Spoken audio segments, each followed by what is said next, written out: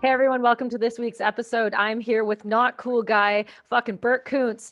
This guy. Okay, let me just introduce him in the way I want to and not the way he wants to be because he doesn't know this. And now the rest of you are going to learn this. Bert Kuntz. I first got introduced to him while watching the selection. Oh And God. yeah, oh, this is going to be a good one, buddy. So I told my husband, I'm having Bert Kuntz on. He goes, the fucking guy from the show? And I was like, the guy from the show. And he was like, amazing. He's the little one, right? And I was like, he is the little one. And I was like, what about size? He's like, size doesn't matter. So anyway, Bert Kuntz is here, everybody. And he is not only one of the coolest people I've had the very, very lucky privilege to have on this show, but he is also very involved in some incredible things. He has a past in the military. He has a present with fucking Bison, as you can see by the Bison behind his head. And he has told me I can come hang out with Bison. So, I mean, welcome to the show, Bert. Thank you so much. Thanks for having me. This is great. I've been listening, I'd say now for 3 months, I've been trying to get caught up with everybody you've had on, and thank you for what you're doing. We just talked about it briefly before we started, but I'm a huge fan of, and I will keep pushing it the whole time we're talking. I'm a huge fan Yeah. of positive mental health. Like that's, that's it. Being grateful and having positive mental health. And I listen to, specifically your podcast with Jocko, who I've never met. I actually didn't listen to a podcast of his until about 2 months ago. Somebody at the CrossFit gym that I worked out with had mentioned it. And again, like positive mental health. So what you're Mm-hmm. doing, I don't know if you hear it a lot, but it makes a difference. And thank you. Well, wow, that's coming from you. That's a really high praise. I'm trying. All I can do is try. And I feel like as long as I keep trying and I yell loud enough, eventually people will start paying attention. I think the biggest thing that we're running into right now, especially with what the world has just been tested through, is we're finding very quickly that mental health is a problem. And I think the difference between you and I and the rest of the civilian population that listen is you guys have always known it's been a problem. You guys have been in the shit before. You've seen horrific things. We've always known it's been a problem in the military. But when we yell and scream about it, it stays within the community and nobody wants to talk about it because nobody wants to lose their job or be non-deployable or be that guy or be that girl. So now civilian population is going, holy shit, we're being tested. Our mental health is very fickle. It's something that can be damaged very easily. And now we're seeing this increase in suicide, the opioid epidemic, the homelessness population, the amount of just regular civilian people that are struggling with mental health is astronomical. So I feel like finally people who have been screaming about it for this long are getting the recognition because it's a bigger, broader topic. As before, for us, it was just vets, first responders, military, and we're like, there's a problem, there's a problem, there's a problem. Now, in the world, it's like, no, there's not a problem. You guys just need to be stronger. You guys just need, like, don't shoot people in the face. You'll be fine. And that's great. Exactly. But when your job is to shoot dudes in the face, it's not fine. And so it's nice to see the rest of the world catching up to what we've been struggling with and kind of going, oh, okay, this is a real problem. Let's put some money behind it. Yeah. And I see it. I work in a retail space in a rural state, in a rural area. And it's funny because I'm surrounded by some of the most stoic people that you'll meet: ranchers, farmers, blue collar, gas and oil. And again, you just hit the nail on the head in the sense that the military has dealt with this from the United States for 400 years now. When you hit stuff like this, and I know it's happened in the past, a depression in the United States or a period, 9/11, whatever it is, people come together a little bit, and then they're like ping pong balls. They come together and then they separate again. And I think I'm starting to realize that it's not just, again, the military. Like you said, everybody's suffering some kind of traumatic issue over the last couple of years. It doesn't matter, even just watching the news and being fed bullshit in politics and elections. Like, no matter who you are, anywhere in the world, there's been a traumatic cycle in the last couple of years. And man, mental health is a monster, and it's so important that people pay attention to it. Which again, it's like some of the guests you've had on. There's been a lot of bravado and machismo in the past, but it's cool to watch some of these guys that were tier one operators or tier two operators that are now successful business people that have gone through a lot kind of be vulnerable. And that's one of my favorite words in the world this year. Like 2021, the two words I like is vulnerability and being grateful. Like grateful and vulnerable. Those two things right there. And to watch guys, and some of the guys you have on that have been deployed 30, 40 times. I'm not even in the same league as those guys. I did 7 deployments and they were fast and they were easy. I never got injured. I had some close calls, but nothing compared to, there's now some guys that I started with that were my mentors when I went in the military that are just now getting out, that were group sergeant majors. And when you look at them, they've deployed 30 or 40 times and they have 3 or 4 kids and they have a wife and they kept their marriage together and they take care of their kids. And now they're getting out. And I kind of hinted to you about, it's not a secret to you or anybody in special operations or in the military, but we are in for, this is just beginning. Mm-hmm. My dad was a Vietnam era military guy, and you see that same stoic bravado of, hey, I don't want to talk about it. Or, somebody, oh, he was a Vietnam era vet and he never talked about it. Everybody talks about it at some point. So why the fuck not talk about it now? Right. Don't let it eat you. Don't let it eat you up for 30 years until you get cancer at 70 and then you decide to talk about it. Get help, get therapy, whatever it is. And I don't care what your therapy is. Like my therapy is these big dumb animals behind me, and they're not dumb. I make a joke about it, but find something, anything. It doesn't matter. And I'm lucky enough to be in Sheridan. It's kind of a gateway to the real West. Mm-hmm. And to the center of the country. So a lot of team guys and girls come through here and they'll stop because I-90 is literally a mile and a half away. So they stop by the shop, and it baffles me how many people stop by this coffee shop, this tiny shop that does a little bit of business in the middle of nowhere. And I start having conversations with them and it's like, well, what are you going to do now? I'm at 25 years, I'm getting out. What are you going to do now? Oh, I'm going to take some time off. And I'm like, no, you're really not. No. You're going to take 2 months off and you're going to realize that you're not geared that way. I don't care who, you're just not geared that way. You're not going to take time off. We don't know what time off is. No. And you might do it for 2 or 3 months and then you're going to lose your fucking mind. Mm-hmm. And then what happens is the fear of missing shit. And then you start going, oh, well, Timmy, Tommy, Sarah, Jane, all these people are doing cool stuff for these cool vet companies or contract work or this, that, and the other thing. And it's like, hey, I keep telling people, hit the fucking brakes. Like, just stop. And the 3 things I tell people are, they're super simple. Figure out where you'd want a vacation and then figure out a fucking way to live there. Right. Figure out what you love doing most in this world and figure out a way to make money doing it. And the other one is just wake up every day and be happy that you're alive and don't fuck it up. Like, it's super simple. And I keep telling people that and they kind of look at me like, you're nuts, dude. Like, you're a hippie. Yeah, I wear Grateful Dead shirts and listen to Grateful Dead. You're a hippie over here. Like, look at you. You're a hippie. And I'm like, no. Like, let's say it again. Figure out where you'd want a vacation and then figure out how to live there. You're getting paid by the government. You're going to get $3,000 to $5,000 a month. That's Everything lots. else on top of that is icing on the cake. Figure out the perfect place for you and your family to live and then make it work. Well, I'm going to stay in North Carolina or Washington or California and San Diego, wherever it is. And it's like, why? Where would you want to live? Well, if I could live anywhere, I'd want to live in Montana. Then walk into a fucking bank and get a VA loan or put money down on a piece of property and move there. Like, just move there. Right. And it's super simple. And I watch people struggle with it. And then the other one is the career side. It's like people get out and they have to keep up with the guys they were on teams with or the girls they were on teams with, and they have to keep up with them. And I'm like, you'll never keep up with them, because let me fill you in on the biggest secret I learned, and it took 5 years of being out of the military.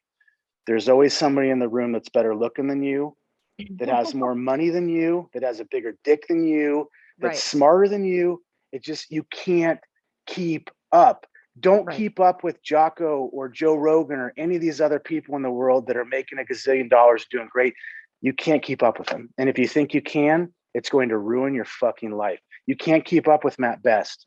You can't. The guy works 25 hours a day. You can't keep up with him. Right. It's just, And I watch this dynamic of people go through this, and it's like, and I went through it, and then I had to pump the brakes and go, holy shit, this is going to hurt my little tiny ego, but I'm not in the same league with these guys. I can't keep up. And that's okay. That's the thing, but that's okay too, Bert. But I watch how you say that, because I think you're with someone like you. I'm going to correct you right now because you don't often get this. So let's have this conversation. There isn't, when you say you're not in the same league as these guys, I take issue with that. I get offended for you because that's not true. And that pisses me off. And let me tell you why. Because I would argue that you are in the same league. And let me tell you, there are successes in life, right? There are books, there are podcasts, there are businesses, there are all of these things within our community as our veterans. You see, you've got Black Rifle, you've got like people like Matt Best, you've got people that are running at a pace that is not sustainable. That does not make you not in the same league. It makes you smart enough to find another option that is not going to damage your mental health, your body, your financial, your family, the things that matter to you. It does not at all make you not in the same league. If anything, it makes you in the same league in a different category. That's I guess a better way to word that is, I could go outside right now with you and I could throw a football pretty good. I'm never going to be Tom Brady. And at some point you got to realize that and go, hey, fair. Like where's my position in this world to make the world a better place for me to be happy? And it's hard to do that with my two least favorite words. You know, my favorite two words are grateful and vulnerable. And then my least favorite words are ego and insecurity. Because I think a lot, and it's not just the veteran community, it's every community, whether you're an attorney, a doctor, man, egos and insecurity drives so much nonsense in this world. And it's like, man, stop competing with other people, compete with yourself. Like, that's it. Well, that's it. Wake up every day and compete with yourself and go, how do I make my actions today make me a better person tomorrow? And for me, I used to be a prick. I was angry. I wanted to fight everybody, not physically, but I just walked around with a double barrel shotgun, just ready. And it's like, you know, a metaphorical, hypothetical double barrel shotgun, like just ready. Like anybody could step to me and you're going to get everything I'm holding on to. Yeah. And it wasn't a PTSD thing. It wasn't a military thing. It's just that I became that person. It's like, how do you get there? Right. How do you recognize you're there? And then how do you go, okay, I'm going to let everything go. I'm going to let everything go and wake up tomorrow and just, if I can get from my bedroom to my bathroom to brush my teeth, my bathroom to my kitchen to make eggs, I've already won the day. Like, I'm good. Like incremental that, goals. Everything else like that, everything else step by step. And I know this is like, what about Bob the movie, but like baby steps, like seriously, it's super simple. It does. What's that thing in the military? They say like stupid, simple, stupid. It's like, there's a saying. It's basically like keep everything stupid. Keep everything. Yeah. KISS. Keep it simple, or keep it stupid simple, whatever it is. Yeah, you know what I'm talking about. But there's this idea that we overcomplicate our lives when we get out. And I don't know, I think people want to, let's backtrack that. I think people have this idea that social media is everything. And sure has. Yeah. I think this is where a lot of it comes from though, Bert. So think about this. If there wasn't social media, do you think that these Navy SEALs and these Rangers and these special ops people from all over the world, would they be writing books? I absolutely think they would be. You do? I do. It's not the same.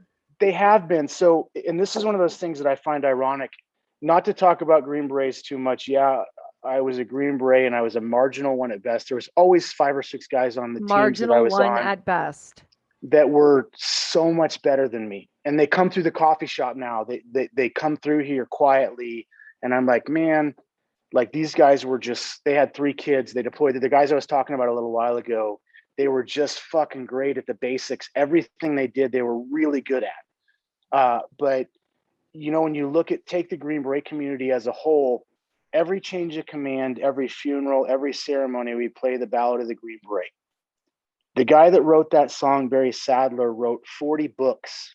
This was in the Holy 50s shit. and 60s and 70s. He Oh, wrote wow. 40 books. He used to sing his song in Class A's with a Green Beret on at concerts. Ooh. He had a recording contract.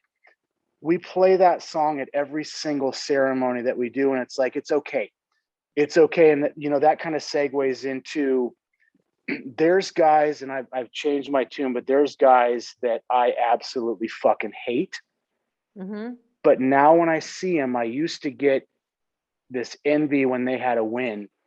Now I sit in my cabin in the woods and I see them have a win. And it used to be envy, like, well, why didn't I think of that? Or, I could have done that. Mm-hmm. Now I look at it, and even if I don't fucking like them at the core of their beliefs and their morals of who they are, when they get a win, I golf clap for You them. It's have like, to. man, good for you. Because then when you peel the onion back, you go, oh shit, that guy has 2 kids and a wife. Like, yeah, is he insecure every now and then? And did he treat me like shit, or did he take advantage of me, or was he an asshole to me? Yeah, maybe. I was probably part of that. But now I look at it and I'm like, man, this is what we should all be doing. Like, Right. don't hate on people. If you talk, and I say it all the time on my social media, happy, decent people do not talk shit about anybody. They don't have time for it. They just don't. Hurt people, right? And that's it. Whether they look hurt or not, it's in there. It's in there. It's the broken little thing that's inside of them that's just huddling in the corner. And that's a real thing. And this vibrato for a lot of people is that protection of making sure that nobody ever sees that or feels that or knows that I have that. So if I'm bigger and better and louder and blah, then people are not going to question, well, where's that stemming from? Why do they act that way? Why do they feel that way? Why do they make decisions that way? And so I totally get what you're saying, but that's why I fell in love with your social media. I'm not even gonna lie to you. I repost so much of your shit because your stuff is so positive, and you can spend your time giving positivity to the world. And that sounds cheesy and lame and whatever, but I hate to break it to you. The world can be so negative if you allow it to be, because we put ourselves in these bubbles where we choose what we see. We choose what we hear, and we're in this loop, in this cycle. And I remember when I got home from overseas, I was in this cycle. I needed to know what was going on. So I'm checking in with all my SF friends. What's going on here? What's going on here? What's on the news? What's doing this? What's doing that? Because it made me feel safe. And then slowly I started going, I don't need to know what's going on in Yemen today, because Yemen is in Yemen and you're in Canada. So let's look at this differently. And so when you're taking in this shit from the news constantly, in Canada, we're just as bad. Global, CBC, CTV, they're all regurgitating the same bullshit. And it's the same with Fox and CNN and all these different ones you guys have down there. You're taking in this shit. And it's like, oh, it doesn't affect me. It doesn't affect me. And then you put your foot down. When I came home after ayahuasca, I looked at my husband and right in the face and I said, you look at me right now. And he's like, it's your problem. And I was like, get the fuck off Facebook. I've had it. And he's like, what are you talking about? I don't even use it. And he's like, I just read it. And I'm like, I want you to do me a favor. Just stop going on fucking Facebook for 2 weeks. Tell me how you feel. He doesn't even go on it anymore because I proved my point. We don't watch the news anymore. We don't take in that bullshit because it was bringing me down. It was bringing him down. It was bringing the mood of the house down. His tone, he'd be angry and frustrated. People don't think it affects their day. They're like, I just read it. It's no big deal. But everything you take in visually, from your I don't hear shit, so I don't take much into my hearing, but I'm waiting on 2 hearing aids. It's Veterans Affairs taking their time. So you take this in and it affects you whether you realize it or not. And your page is hilariously positive. I love so much that there's a fucking bison in every single one of your little graphics. Those little things make me happy because you come at it from a, one of my favorite ones was like, yeah, I'd be pissed off too if I shit on you and flowers grew. But of course you would be. But you say it how I would say it, and then you make it positive. It's super simple, and it's important. And people that have been following my social media, my social media is a fucking mess. No, they get it, and I think just because if you watch man, there's not enough time on your podcast to talk about all the things that I fucked up. And I'm talking not self-sabotage, not self-sabotage, but just, again, ego and insecurity. You start to feel like, it's very easy to start to feel like you're better than you actually are. And I don't mean that in a, well, you in a, feed into it's your own almost, bullshit. it's almost, you do, it's almost self-deprecating in the sense of like humility, but it's the same thing. I think there's a lot more people walking around this world. I don't think, I know, that look at themselves in the mirror in the morning and they think they're a lot less attractive than they actually are. They don't, they devalue themselves. They look at themselves and they find everything that's wrong with you. I think it's just, there's a fine line there where people do the exact opposite and they look at themselves in the mirror in the morning and go, I'm the shit. Yeah. And it starts there. It starts with vanity. It starts with power. It starts with ego. And then again, you feed this machine, and it's that quote, you have two wolves fighting inside of you. Which one are you going to feed?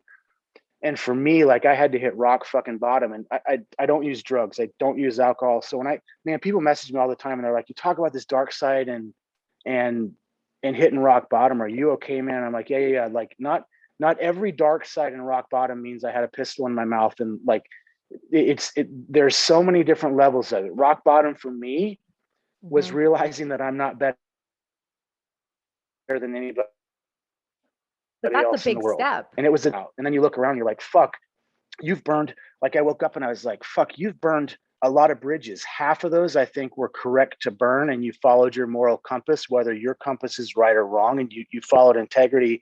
And then half of them were just me being insecure and pissed off and having an ego. But that was that time, I think. And I also met somebody absolutely extraordinary, like somebody that has changed my life. And again, like, it's out there, like, it's, man, love is so fucking powerful. Like, true love, where you just wake up every day and want that person's life to be better before yours, like, just real love. And I wish more guys would talk about it. Ray talks about it. Some of these guys that are loud and boisterous and tough, man, they're such teddy bears. Like, Ray's one of 10 guys I know, probably 10, 15 guys and girls that are starting to turn that corner and go, oh man, like, Ray calls me 5 times a week and it always ends the same way. Buster Frierson. Speaking of Ray. Yeah. Speaking of Ray, I have a message from Ray for you. Oh God. Because I told Ray you were coming on. Are you ready for this? Yes. I'm going to show everybody. So you make sure you tell me if you can hear it. Let's move you nice and close. I can't imagine what this idiot's about to say. Because you don't understand. I had Ray on, and I love Ray. Ray makes my heart happy because he talks about his wife the way you talk about your spouse. The love. Just the love, okay? But it's not just that. He talks about ice cream the same way I talk about ice cream. Like, it's okay. It's okay to love stuff, man. It's just okay to just be yourself. Unapologetically. So this is him being unapologetically himself to you. Oh, God. Hey, Bert, it is I, Ray Cascare, former Navy SEAL, the man, the myth, the legend, here to tell you that you've got these shoes to fill, buddy, because I'm on the podcast first. I'm taller, I'm looking, smell better, hate around. My culture is magnificent. You are a donut eating, wonderful, just get yourself a Navy SEAL. Listen. If you need help, I'll hold your hand. I love you, buddy, but when it comes to stuff, we know who the big dog is. So this guy. Hold on. I got to give you some context for me with Ray. Okay. Hold on. This is your last one. Yes, you're still an utter piece of shit, but I love you, even though I know you look up to me, literally, figuratively, emotionally, physically, spiritually. This guy. Everything. That Bert, chicken and waffles, who wants to be. One day, buddy. So I told Ray, and he loves you. So he has such incredible positive things to say about you. I probably have 30 Rays in my life right now. Ray's just out there right now, and he's on social media all the time, so he talks about it. But when I met Ray, I didn't interact much with Navy SEALs at all, just because I was on Okinawa for all my team time. Right. And I just didn't interact with them much. So I didn't know much about him. I've always looked up to him. I mean, anybody that does anything in special operations, I'm a fan of. When I joined the military, I was whitewater kayaking and following the Grateful Dead. Like I was not prepared for the experience that I was about to have. I was the last guy that anybody I grew up with, middle school, high school, who's the last fucking person on the planet that would join the Army or become a Green Beret. I guarantee you every one of them would have said, Bert Kuntz, that guy should have been in prison for stealing cars or doing something like whatever, or stuck in another country somewhere in a jail cell.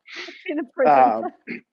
Yeah, but Ray, so my interaction in Navy SEALs was that TV show, and Marcus Capone and Ray were the two guys I spent a lot of time with, and they're polar opposites. Like they're just everything about them, like their personal actions, they're just different. Ray is loud. Ray, and by the way, I'm 5'7" on the best day, and Ray's shorter than I am. So I know that's what makes it so comical for me. It's great. Every time he says I look up to him, literally. But Ray and Marcus, I still talk to both those guys. They were just different. They took different paths. They're different personalities. Like Marcus was the quintessential, all-state football player, all-American football player, Navy SEAL.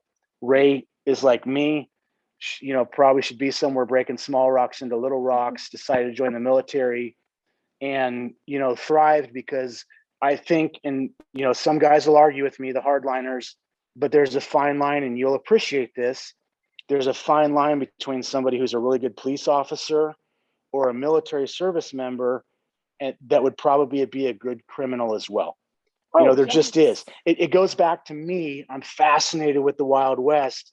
Half the lawmen in the Wild West probably would have been good bad guys, and half the bad guys probably would have been good lawmen. And there's that line right in the middle where somebody's brain goes, I'd rather rob banks than catch bank robbers. That's more appealing to me. But Ray's one of those guys that once a week, 5 times a week, it doesn't matter, calls me, and I probably got a support group of 30 people like that are guys that the last fucking guys in the world that would finish a conversation with, I love you, man. And it's so, that word again, it's so powerful, especially when it's backed with real heart. But guys like that saying, hey man, I love you, or just calling to say, hey, I'm thinking about you. I am here for you. I love you. Genuinely love you.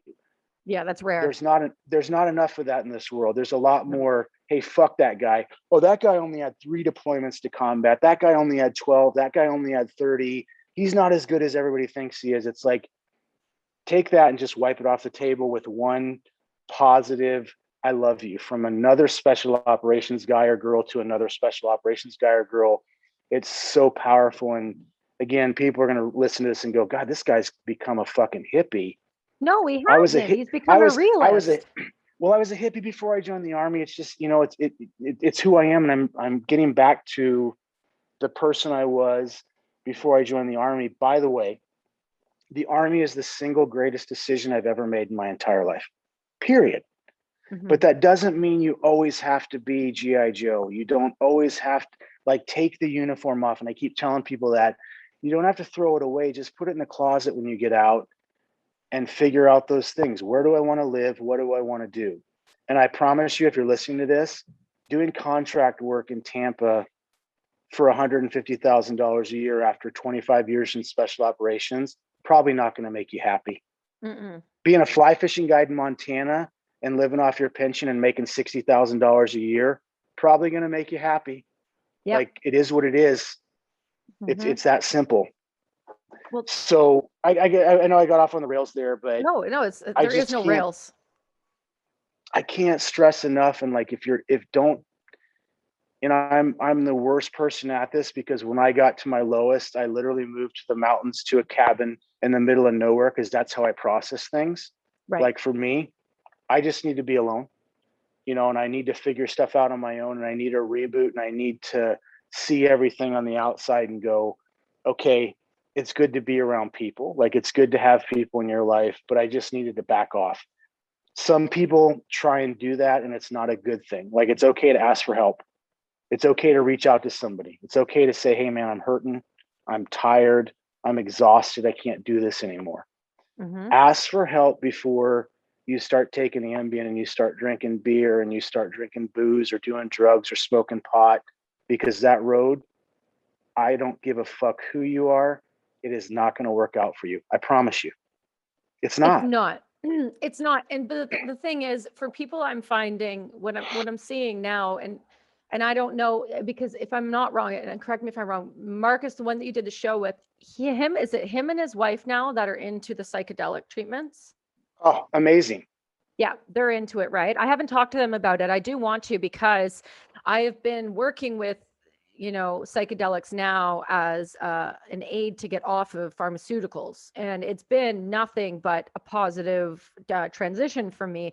I also know that it can be used, psychedelics can be used, and any other aid can be used and abused. And I think that's where the line needs to be drawn. Can I ask you a personal question? When you say Always. get off pharmaceuticals, what are we talking about? When I got injured in Afghanistan, they put me on a laundry list of different types of drugs: sleep drugs, So let me, antipsychotics, antidepressants, all of the things, yeah, mood stabilizers. Yeah. The pharmaceutical industries. Oh, I don't want to take time away from our conversation, but please let me link you up with Marcus, and please have Marcus on your show. Like, yeah, I would love to. Nothing more. You guys would love. It would be a great conversation. But yeah, that's one of those things. Like, for me, I never got on any pharmaceuticals. I never asked for help in that way. I probably should have. I'm just now going through the VA process, and it's been just now registering and doing all my appointments. And man, we're almost 10 years of me being out. And it's like, I should have done this the first year. But again, ego. Oh, my wife's got a job and I've got a job that has health insurance. I don't need it. Somebody else more important needs it. That's got traumatic injuries or really having a hard time coping with life. They deserve. No, everybody that serves in the military deserves it. If you get out, get your shit processed and get to the VA.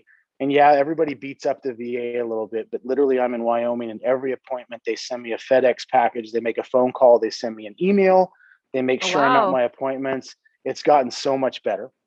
Good. But don't delay your health care, even if you think you don't need it or the VA's fucked up. Like, man, register and at least try.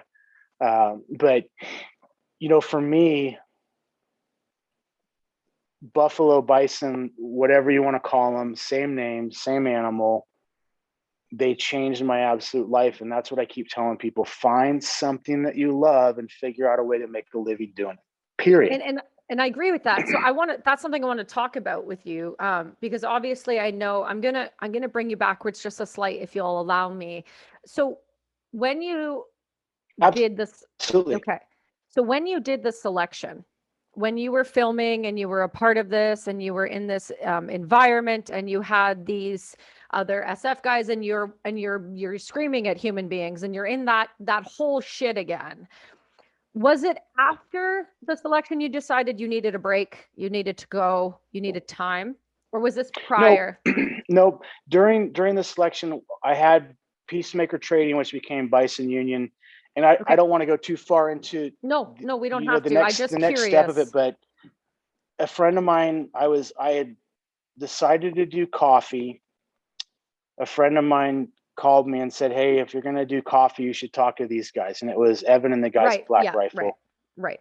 Absolutely. Again, those guys do more pound for pound than anybody else in the community, but that was kind of a right turn for me that I should have never taken because I wasn't prepared for it. That company was growing so fast. There was so many personalities. At one point, I was the COO of Black Rifle Coffee because they were growing so fast and they had nobody else that could yell at people and just get them to work.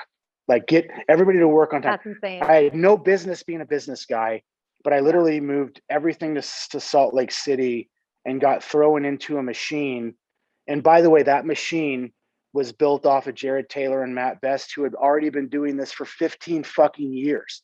People don't know that. Everybody thinks that happened overnight. Matt and JT were doing this 15 years before in El Paso, Texas. Every day, all day, JT was editing videos. And like, again, the story, I hope they write a book that details from start to finish how that company has become. Because there was like, everybody thinks those guys just made 5 funny videos and made a couple memes on the internet, became $100 million company. Man, like it just doesn't work that way. Those two guys specifically were grinding, and then they linked up with somebody else, Evan, who's just a genius in the sense of being able to put people together and plug pieces together. But for me, worst decision I've ever made in my entire life. And it's not a negative thing about Black Rifle.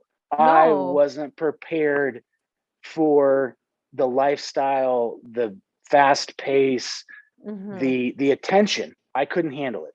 Like I just wasn't prepared for it. So for me, that kind of began the spiral of this downhill, like trying to keep up, insecurity, ego. You know, one day I thought I was the greatest person in the world. The next day I was like, man, I don't belong here. Why do I keep doing this? I'm not one of these guys in the sense that I'm not a celebrity. I'm not like, fuck. It was just so hard to keep up. And then it just came to a head, and I finally had a blowout and said, I'm fucking moving to Wyoming. My wife at the time, I told her, she's like, I don't want to move to fucking Wyoming. And I said, then don't. Then we can end our marriage right now and I'll fucking move to Wyoming. I'm moving to Wyoming by myself. I want a house by the river, and I'm going to get buffalo if it fucking kills me. If it's the last goddamn thing I do on earth, I'm doing this. Why buffalo? And I've always been enamored with them. And when you come spend time with them, I can't I promise you it will be a spiritual experience. Just standing in a herd of bison. It's the most American animal there is. Wolves, bears, bald eagles, pick anything. There's no animal more deep-seated from heart to hoof to ground to the core of America. There's no more American animal than a bison, period. And to stand there with these animals that have been around for 3 million years, and they've seen everything that's happened in this country, and they were almost decimated down to 3,000 animals from probably 30 to 40 million. And you watch this recovery.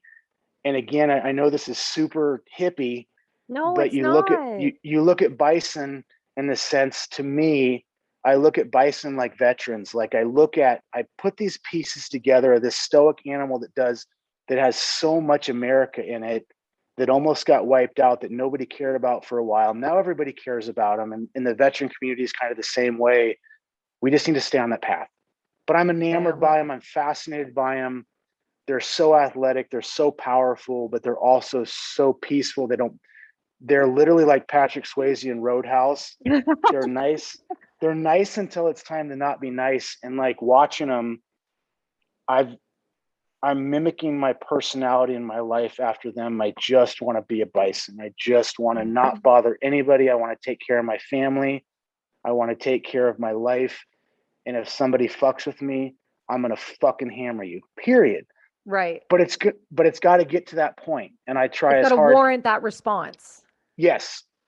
So ironically, the second half to your question, the first mistake I made was thrusting myself into a life that I wasn't prepared for, with celebrities and famous people and power and money and 20-hour work days. And it's a machine that I was not prepared to be in.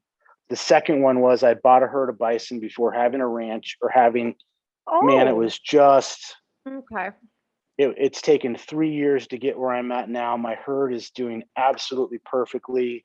I just had 20 calves a couple months ago. What? It's finally starting to make money. It's not hemorrhaging money like it was, but I did anything you can fucking do wrong in ranching, make sure the animals were always taken care of. Like that was it. Right. But that was my second one where probably the second worst decision of my entire life, which has turned out to be the best. But I bought a herd of bison and partnered with people I probably shouldn't have. I put way too much money into it. Both me and Candace did. Candace has been a huge part of this, but fuck, like it was like when you have a bank calling you going, hey, we're going to fucking take your bison away from you if you can't fucking make your payment. Like I got so far underwater, it was like, And they're not. And when you have someone saying that to you, these aren't something that people don't quite understand here. Bison are not small. Bison are not cheap to keep. Bison are not oh, easy to maintain. And bison became for you your coping mechanism to handling yourself and keeping it yourself was, grounded. it was like I a drug. totally It get was it. like a drug. It was like a drug habit with a live animal. Like I literally was Exactly. like, I need more of these to feel better. I need to have these to feel better about my life. They give me so much peace, but fuck, this is like killing me Right. until I figured it out. But it cost me, I won't say it cost me anything, but you know, Emotionally, it did, by the sounds of emotionally it it. cost me a lot. And it probably, you know, it was, I won't get into my personal life. Like it's just out of respect for other people, Hmm. but it It cost also you a got, lot, and but it also pointed you in the right direction to healing and happiness and finding someone that would be the right person on the right path that will help you to continue that. And that was Brie, correct? it did. And it did it. And you're going to like this. It happened in like a 18 fucking 45 kind of way. Like I literally moved out west, bought livestock, bought Mhm. property with like basically taking somebody in 1845 from Boston Yeah. that just says, fuck it, we're going to pack up some wagons and we're going west. I did that, but I I did it love in it. 2018. It's like just now, last month or 2 months ago, when my calves hit the ground, they're already all sold. This next year will be the first year that everything's on path. And I say all this in the sense that I fucked up a lot of stuff, because here's the other thing that I think people are afraid of. You have to take risks, whether it's being at the grocery store and walking up to somebody attractive to ask them out, or to talk to them, all the way to buying a herd of bison. It just doesn't matter. Take risks. And we've become such a pussy of a society Yeah, that we people are have. so afraid to take risks. It's like, I can't, if I gave you access to my Instagram, I probably get no less than 100 messages a day about people that want to move out west and move to the mountains. And I'm like, what are you waiting for? Well, what do you do? Well, Right. I work at home from remotely. Then what the fuck are you waiting What are for? you waiting If you want to for? move, if you want to move out west, because you could get hit by a bus or lightning tomorrow. Mhm. But But for you me, you like, know that. You know that. You have that perspective though, right? I've had this right, conversation with people where they're like, "Yeah, well, I don't understand why." And it's like, because hold on, back up a second. Let's talk about this because people as a society, if they've never been in a situation, never seen anything outside their country, seen anything outside their province, state, or small town, the idea of uprooting everything, which may not be that much. Like frankly, think about it. If you think about a normal person, they've got a job, they probably got 1.5 kids, they probably got a husband or a wife, and they probably either own a home or rent. That's two vehicles. It's not that difficult to uproot and move because we're used no, to doing that. But people who are like, I lived in this house for 30 years and I've never left my town. If you tell them, I'll give you $1 million to uproot yourself and move, they'd be like, it just feels like so much work. It, it's do it's a they mind. have a Chipotle? Do they have a Chipotle there or a Target? Do It's they like, have a man, Walmart? Do they have a come superstore? Do they on. get access to things? Do I actually have to like cut my own firewood? I did not, Bert, I did not have a dishwasher until I moved out to British Columbia and moved in with my in-laws. They weren't our in-laws yet when I started dating my Yeah. husband. Okay. I grew up on 17 acres of wood and we had to cut, pile, split wood to heat our house, to run our water, to have And hot water. how much do you appreciate that right now today after the Fuck, life you've had? just How much the would you give every day to go chop wood for a half an hour? Like, my husband and I have this conversation because we live in a cul-de-sac now, right? I live in yeah, like his life in where he's from, right? So we live in a cul-de-sac, which is a fishbowl. And yeah. live at the back of so I drive in, I'm straight ahead. We all have cameras. Everyone knows what I do, where I go, when I do it, how I do it. And I said, listen here, motherfuckers, you guys want to keep on me about the way I live my life? I'm going to get naked in the rain and put fucking crystals out and I'll show you weird. Because this isn't even weird yet. I'll give you weird. But what's strange to me is neighbors. I've never my closest neighbor was down a dirt road and we weren't hunters. So my mom would put the salt licks on our property. Yeah. All the animals. And there was no one around. I could literally run naked and no one would find me. It was amazing. Now that's the story. That's the story of my life. Bree is a fucking angel and laughs at me. Like, she bought me Crocs with these fur lines in them, I'm fur gonna line kill Crocs. Her and I are gonna have a conversation about that. And when I come to visit and I find them, I'm gonna fucking burn them all down and take a video of it because those Crocs make me angry right now. I was like you. I wasn't a believer until I got fur line Crocs. Now I wake up in the morning, I put my fur line Crocs on, I walk out of my cabin naked. I walk down to a creek while my dogs are out doing their thing, and I pee in a creek. Single most therapeutic thing in the entire world. I literally look around and there is nobody. I don't have neighbors. I don't have anybody bothering me. I've seen so that therapeutic creek too. But there's also not there's also, I spend a lot of time in Pennsylvania, which I had never been to. Pennsylvania is the third most populated state in the United States, and everything's community there. Right. And what you just talked about, a cul-de-sac, there is a certain value in it. There is a certain value to that that's very special, to have a community, to have neighbors. So I don't want to sound like I'm bashing anybody that lives in a city.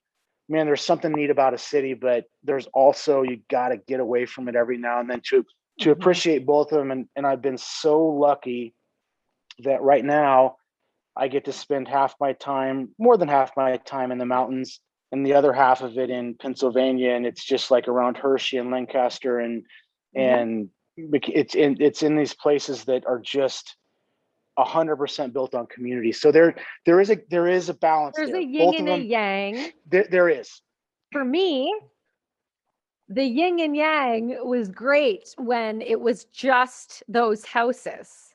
But Bert, in the 7 years I've owned that home, we have townhouses all around us, Bert. Everywhere. So many. So fucking many. And then the motherfuckers set off fireworks all the time. And they do it in the townhouse complex beside me. And then this goes a little kooky and decides at 1 o'clock in the morning, it's going to go have a conversation with a bunch of grown men about how they need to knock it the fuck off. And I'll be knocking in, well. Does always ends in some type of not good. But the community is great because the cul-de-sac, when we moved in there, I got to know a lot of cops, right? And the bomb dog and serious cops, the federal no fuck around police. And so I built this relationship and it was great. And then it was incredible for our son, right? Because I can let him, in a very rare amount now, I can let him go outside and be like, where you can go, where we are, the garage is open, bye. He's 5. Yeah. And I've been doing that for 2 years. That's great. And that's how I grew up. Yeah, that's how I grew up. And Wyoming's a different animal altogether. There's 381,000 or 581,000 people in the whole state, 6 people per square mile. So you see kids just being kids. It's that, the best. It really is. And that's how I grew up. My mom, during the summer, she would come out in her old Ford. She had a full-size Ford Bronco and would, come up on a hill and flash the lights. And that's when you knew it was time to come home for dinner. Or she would just yell or honk the horn and you're like, okay, it's time to go in. But we'd come home just to get water or a Coke, or because you could drink Coke back then. It wasn't bad to have a little sugar in the tank. Right. So, I started drinking Coke. I started drinking Coke again, and people look at me like, you just ordered a Coke? And I'm like, yeah, it tastes fucking so good. It's Coke on ice, greatest thing in the world. I'll drink 9 of them. I don't care. I just have to work out harder tomorrow. Right, exactly. But I digress. But just like that, man, there's just something about, there's so much positivity. And I think we've got into this, I'm trying to word this the right way without sounding negative, but we've just gotten into this, like, it sounds so funny, but the Ghostbusters movie where this toxic slime that's negative gets on everybody and they start fighting. Like, I feel like that's where half the world is right now. And it's like, man, there's so many good people in the world. Just look for them. Like, don't buy into it. You know, happy people, decent people don't talk shit about anybody else. And if you saw in the last probably 18 months to 2 years how many times I've got up from a conversation and just walked away, and people are like, that guy's a fucking prick. And I'm like, somebody will catch me and go, where are you going? I'm like, I can't be here and listen to you guys talk shit about other people that aren't sitting at this table. Like, stop. Right. Like, stop. If they're not here, don't talk about them. Like, period.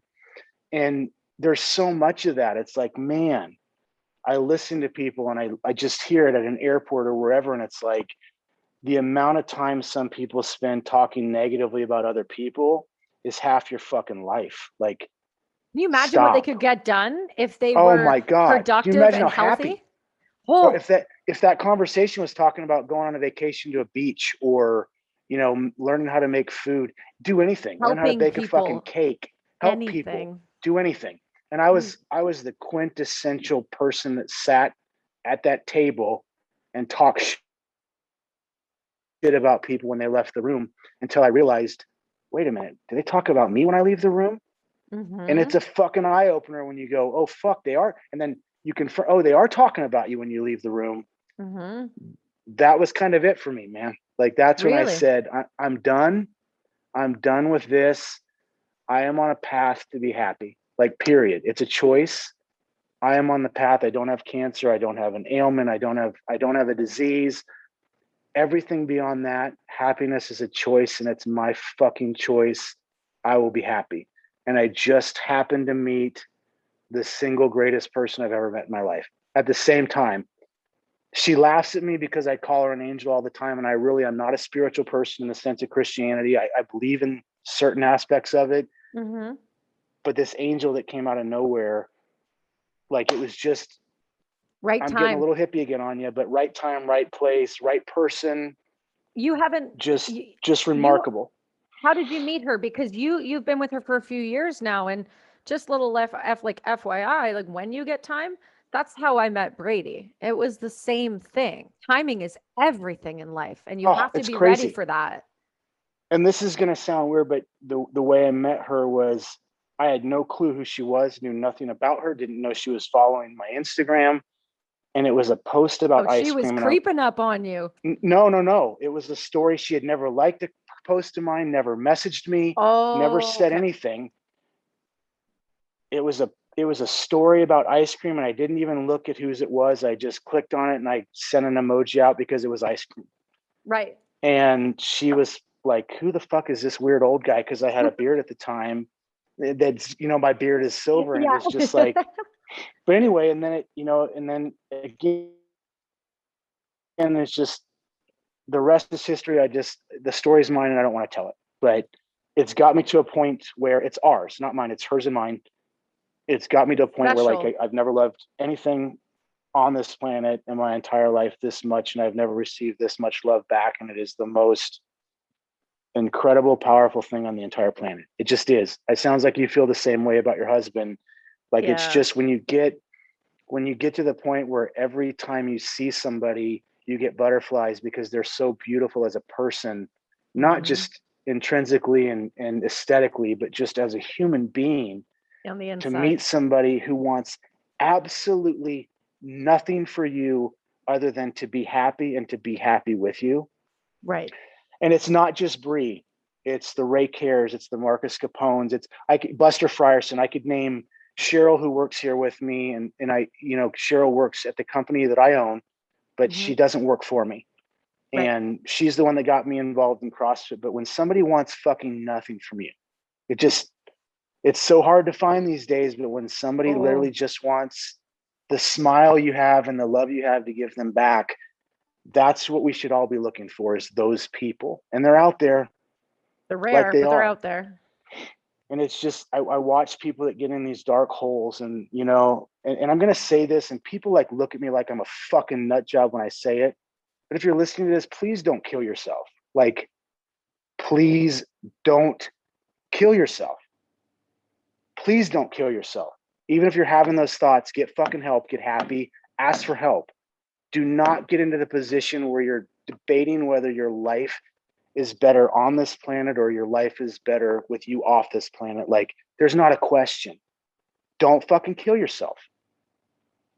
If you get to the point where you're so dark and your life is so fucked up, there's no better time on this planet to reboot everything and get rid of everything that's bothering you. Remove it all. If it's a spouse that you don't like, if it's somebody that cheated on you, if it's a job you don't like, if it's a fucking boss you hate, and they're making your life so miserable, or you're making your own life so miserable that you're thinking about taking your own life, that is the perfect time to sit down and go, let's remove all of this. I'm going to reboot and start over. Sorry, I just have to put that out because every week I hear a story about somebody taking their own life, and they walked around on social media at their gym to their job and nobody fucking noticed, which I think is bullshit. Like, if your friends are fucked up, if they're on drugs, if they're making bad choices, they're crying for fucking help. Stop what you're fucking doing for an hour and help them. A day, an hour, it doesn't matter. Like, it pains me. And I'm going off I'm getting on my soapbox here, but no, you're not. No, but you're not. Man, stop watching people make fucked up decisions. If a buddy of yours is cheating on his fucking wife, that's a cry for fucking help. If a wife is cheating on their spouse, if they're doing drugs, if they're getting into fucking alcohol every day, and this fucking lifestyle that we lead where it's okay to have a 6-pack of beer or a bottle of wine a night. It's not, man. That's not fucking normal. It's not normal. Just because your dad and your grandpa did it doesn't mean it's good. Those are the same motherfuckers that smoke cigarettes on airplanes. Like, come on, man. Common sense. Stop and help the people around you, even if you don't fucking like them. There's some people I say I wouldn't piss on if they were on fire. Man, I've changed my tune. I would help them if they needed help tomorrow, period. Like, because you see it for what it is. It's a cry for help. These people aren't.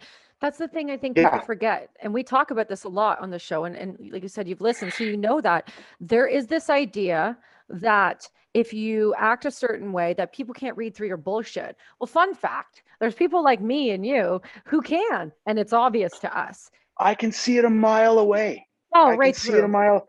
I'll meet somebody, I've been on the side doing consulting for movies and stuff very quietly for big movies. And I meet people that are super fucking famous. Kelsi, I can see it from 60 feet away. Yeah. I can watch their body language and go, that person is an A-list celebrity. They're hurting inside. And all of this is just masking every bit of that. The paychecks, and it's just like, man, and you watch them, they fall apart, and TMZ and all these people are there to fucking, the minute they fucking shit the bed, everybody's there to watch and go, God, thank God that wasn't me. I love watching a fucking car wreck when I drive by. I don't, man, stop the car and help. Like fucking help fix people, man. Like, that's my problem. That's my problem is my husband will tell you that too. I'll straight up, I'm the first to physically stop a vehicle and stop the car. If I see something, I'm the worst. I'm the worst human for this. Like, I can be literally anywhere. I'm not kidding. Tally. So those people you were talking about in your life that you have that are important, they don't want anything from you, but to just be with you. So Tally Aldous is the president of my company. I used to walk into her business and be like, can it burn down? Can we burn this fuck down so you can come work with me? Because I need you in my life.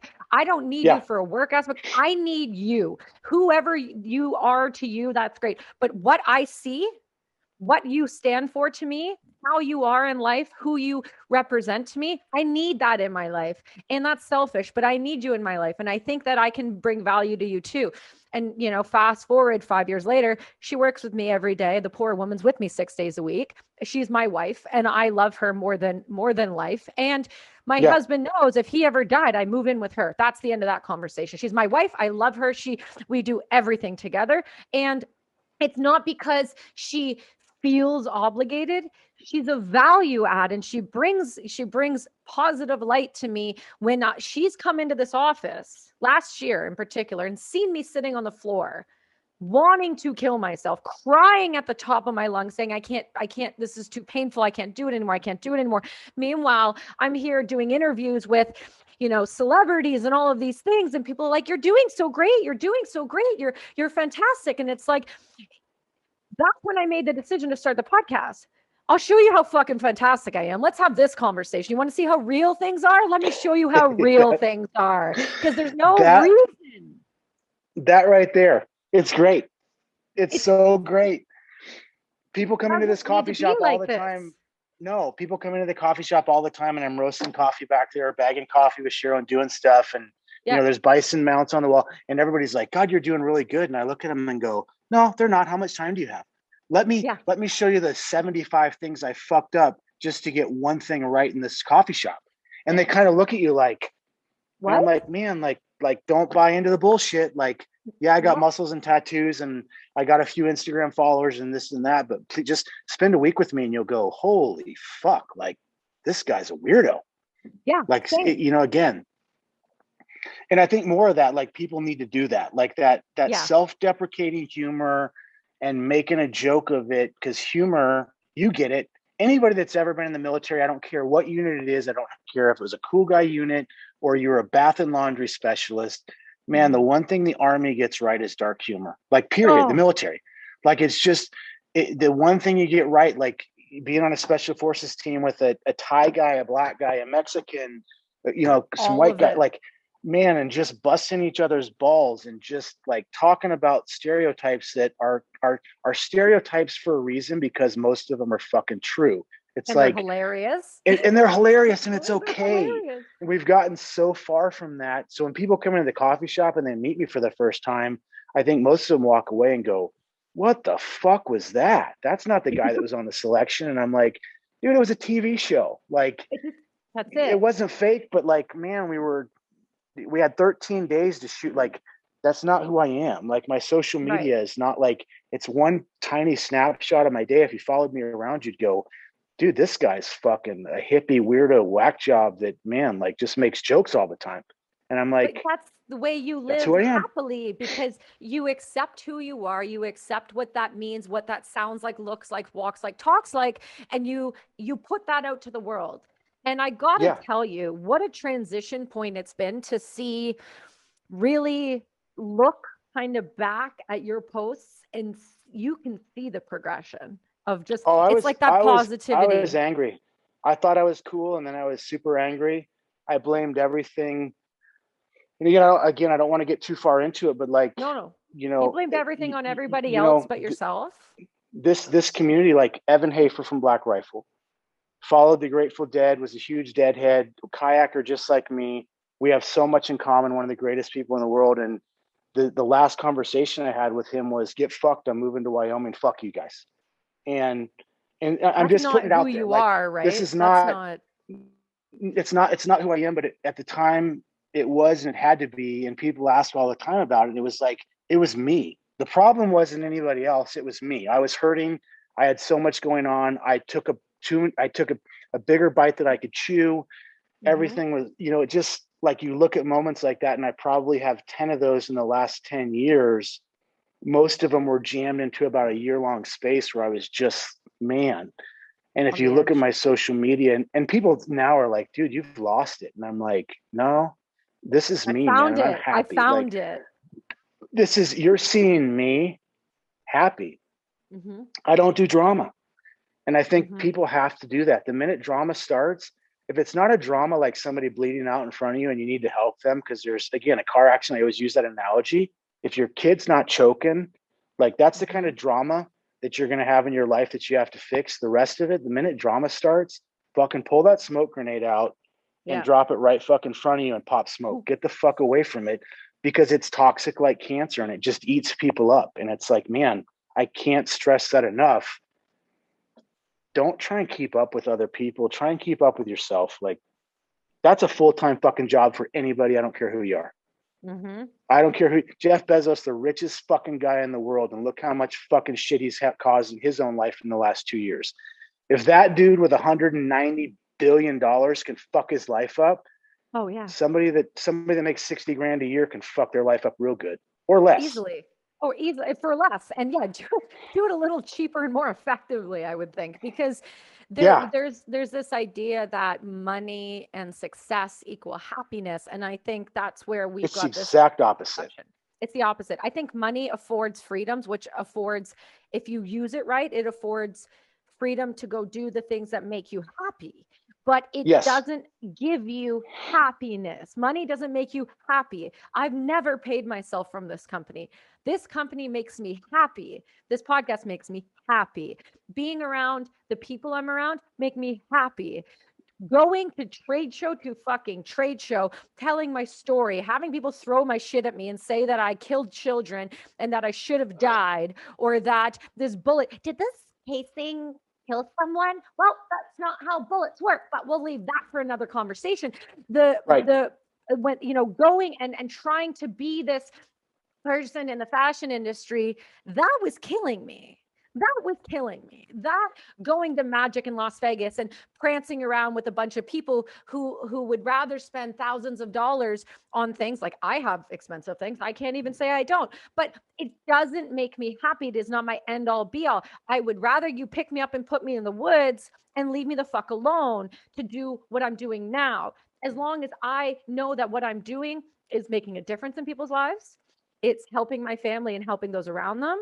It is good for the environment. It's not a fucking disaster. I'm not actively trying to burn the world down behind me. As long as I'm doing those things, I am happy. But I've had to learn how to find out what makes me happy. I used to think money would make me happy. Sure, money would make me happy. Then I don't have to worry about Veterans Affairs cutting me off and not being able to pay the mortgage and all of those things. Sure, there's stressors behind it, but money doesn't make you happy. I know plenty of people with a lot of money, and there's some of the most miserable people I know. Well, and my dad, who was, my dad started as a stock boy at Sears when he was like 18 and worked his way up. I mean, he just worked like the typical American story, worked his way up to a store manager of an auto parts store, an assistant manager, regional manager, district manager, corporate, like 40 fucking years of grinding. Mm-hmm. And he was a smart guy when it came to people. He cared about people. He died, he died prematurely. Like he wasn't a healthy guy. He smoked his whole life. He ate, he had a bad diet. Like, he was just that guy. Yeah. He was the quintessential 70s guy that never got out of the 70s, like continued his entire path, like eating, drinking, and living like he was in the 70s. And it just doesn't work that way. Right. Eventually your body's going to give out. But before he died, probably 6 months, he said something to me that, man, it's become my mantra. No matter how things go with any of my businesses, money doesn't give you values, it exposes them. Like, period. Ooh. Like, that's it. It doesn't give you values, it exposes them. And fuck, have I learned that in the last few years, because there's some other fuckers out there that, and I'm not talking shit or being negative, that the more money they get, the worse fucking human beings they are. And it's like, man, don't become that person. Like, money doesn't give you values, it exposes them. And you just hit the nail on the head, man. Everything that I do every day with Bree too, because she's killing it in the real estate industry. Like, she's fucking just destroying it. And, she's so good at it. But we literally talk about it daily. Like, we can't let money affect us, whether we have it or don't have it. Like, love is the most important thing. As long as we can pay our bills and have food on the table and we don't owe anybody any money, everything from there is extra. Right. And like you said, it's okay to want things. It's okay to want a nice car. It's okay to want to go on vacation. It's okay to want things. But when you feed that machine too much and you're starting to buy things to impress other people, or you're talking about money to impress, man, that's when things go, man, they go bad fast. I wish everybody, I don't think it's a bad thing to want to have $1 million or 10 million or $100 million. I just don't. Like, it just isn't. You can do a lot of good with money for other people. And you can also do, like for me, and I watched this, and I don't mean to keep bringing up like Black Rifle, but those fucking guys employ 500 people now. Yeah, it's Like a lot of that's people. the side of the stuff. You see cool guy stuff and then you go, wait a minute. These motherfuckers are veterans and they employ 500 people and they're probably going to employ 20,000 in the next 10 years. Like Mm-hmm. that's a big deal. And they're not Yeah. the only ones. I could name 20 other companies of veterans that, could have gone out and gone done contract work and stayed there and or moved in the middle of nowhere and cared about themselves, which is fine too. But money will allow you to do some pretty impressive things. Like them and about 5 other companies, I don't turn on Instagram at all during the day without seeing them donating a check. And it's like, I man, know, it's impressive. pretty fucking cool. Like That's the pretty goal, cool. right? Yeah. To be able to do that. And I, there's other people that will say, oh, they're doing that just to look good. No, they're fucking No, not. fuck you, Like, they're and even, not. No, they're not. they're not like, they're They not don't have trying to, to. no, it's not them or anybody else. There's probably, Team Rubicon. I watch some of these companies that just do so much good for the world, Mhm. organizations, companies, and you watch people sit back and bash it. And that's kind of this whole theme of this That's so conversation with you sad. is like, stop looking for the negative. Like you can look at anybody and go, yeah, they're too short, they're too tall, they're too fat, they're whatever. Stop looking for it. Like look for their smile, look for their positive qualities, and it's in companies and people and animals. It doesn't matter what it is. Like if you wake up every day with that attitude of fucking, I'm gonna look for everything fucking negative today. Good luck with that, man. You're Because gonna that's find it about you. all. You're gonna find it. And then you know what? When you're by yourself at night, brushing your teeth, guess what else you're gonna find? You're gonna find the negative qualities in yourself. You're Right. gonna do the same fucking thing that you do all day long to other people. You're gonna do to yourself because you can't live that way. No, If you you can't. start living a positive life and then you start to go, oh man, I feel pretty good about myself. Oh, is that okay? Because that's what I did about 5 or 6 months ago. I woke up and I was like, man, is it okay to feel good about myself working out? Like, is it okay? Am I being an ego? I would ask Brie. I'm like, man, am I a douche for posting, me No. running with my shirt off? And she's like, no, because you're not. You're just being you. Like, it's okay to be you. Like, if Yeah. you go to a beach, you're like, it just. But that's the position I was in. Like, I was questioning things about myself that nobody should question. It shouldn't even be a question. Yeah, that If makes I me want to sad walk because around, you're a great dude, man. You're a solid dude. oh, You're a great I human. I feel it, and every day is Good. a better day for me. But when you get to that point where you're just questioning so much about yourself and what you do every day, and it's like, man, it's an easy trap to get into. And I think a lot of people in our community are in that, Mm-hmm. but they hide it. And like you said, the word mask, like it's like, man, just stop. Like, Let's have be a yourself. conversation. If you fuck something up, own it. And Mm. it's super powerful word. If it's genuine, sorry. I'm sorry. I know I'm Canadian. I'm sorry. I'm sorry. Yeah. I'm sorry I hurt you. I'm sorry I lied to you. I'm sorry I was mean to you. I'm Mm-hmm. sorry I didn't do what I said I was going to do. I'm sorry. Like I will Right. fix this, but Right. actually fix it. Yeah, Make up for it. don't just say it. Be that person who follows through on the word. And I think that comes down Yeah. to not just saying sorry and meaning it, it's follow through on what you say. People talk so much out Yeah. their ass now. And I think if you can, there's a song and it's a great song. And the reason I'm bringing it up is because there's a couple lines in it that resonates so heavily with me. And I think it's important when you find something to be like, oh, that clicks with me, because nowadays people are like, I can't find anything. But I believe it's from Mount Joy, and it's called Silver Lining. And it talks about, if you're going to talk and teach, you better know very well about what you're going to talk and teach. And it's Yeah. because we have this idea that people just regurgitate information, but they can't think for themselves and they can't make decisions for themselves. So when you're going to say, I'm sorry, I fucked up, I'm going to fix it, you better fix it, because Yeah. then I'll believe Absolutely. you and your character's restored with me. Because I'm that horrible person who takes one. I have a trust thing, right? You're in the nest Yeah. with the tree in the nest. If you're in the nest and you fall out of the nest, you're probably staying out of the nest unless you're going to show me for sure that you didn't mean to fall out of that nest. You got to show me that you see value enough in yourself to go, you know what? I fucked up, man. It's cool. Just admit it. Then we learn and we move on, because you need to learn from your mistakes. And our society is so quick to say, no, you fucked up. It's okay. Let's fuck up again. Let's fuck up again. Let's fuck up again. And then when you finally go, I'm sorry, no one's going to believe you. No, or they're not, or they're going to write you off. And trust me, like the last 3 years, man, I threw out a lot of sorries, and there's people that wrote me the fuck off. And if my name comes up, they're probably going to go, man, that guy's fucked up. And, you know, it is what it is. You know, hopefully I'll be able to fix some of that stuff. But, you know, that word, sorry, like genuinely meaning it and saying, I'm sorry. Powerful. Like, man, I'm sorry. It's just super, it's, you know, all the, you know, there's semantics, but when you look at the word and what it means, love, saying sorry, just being a decent fucking person.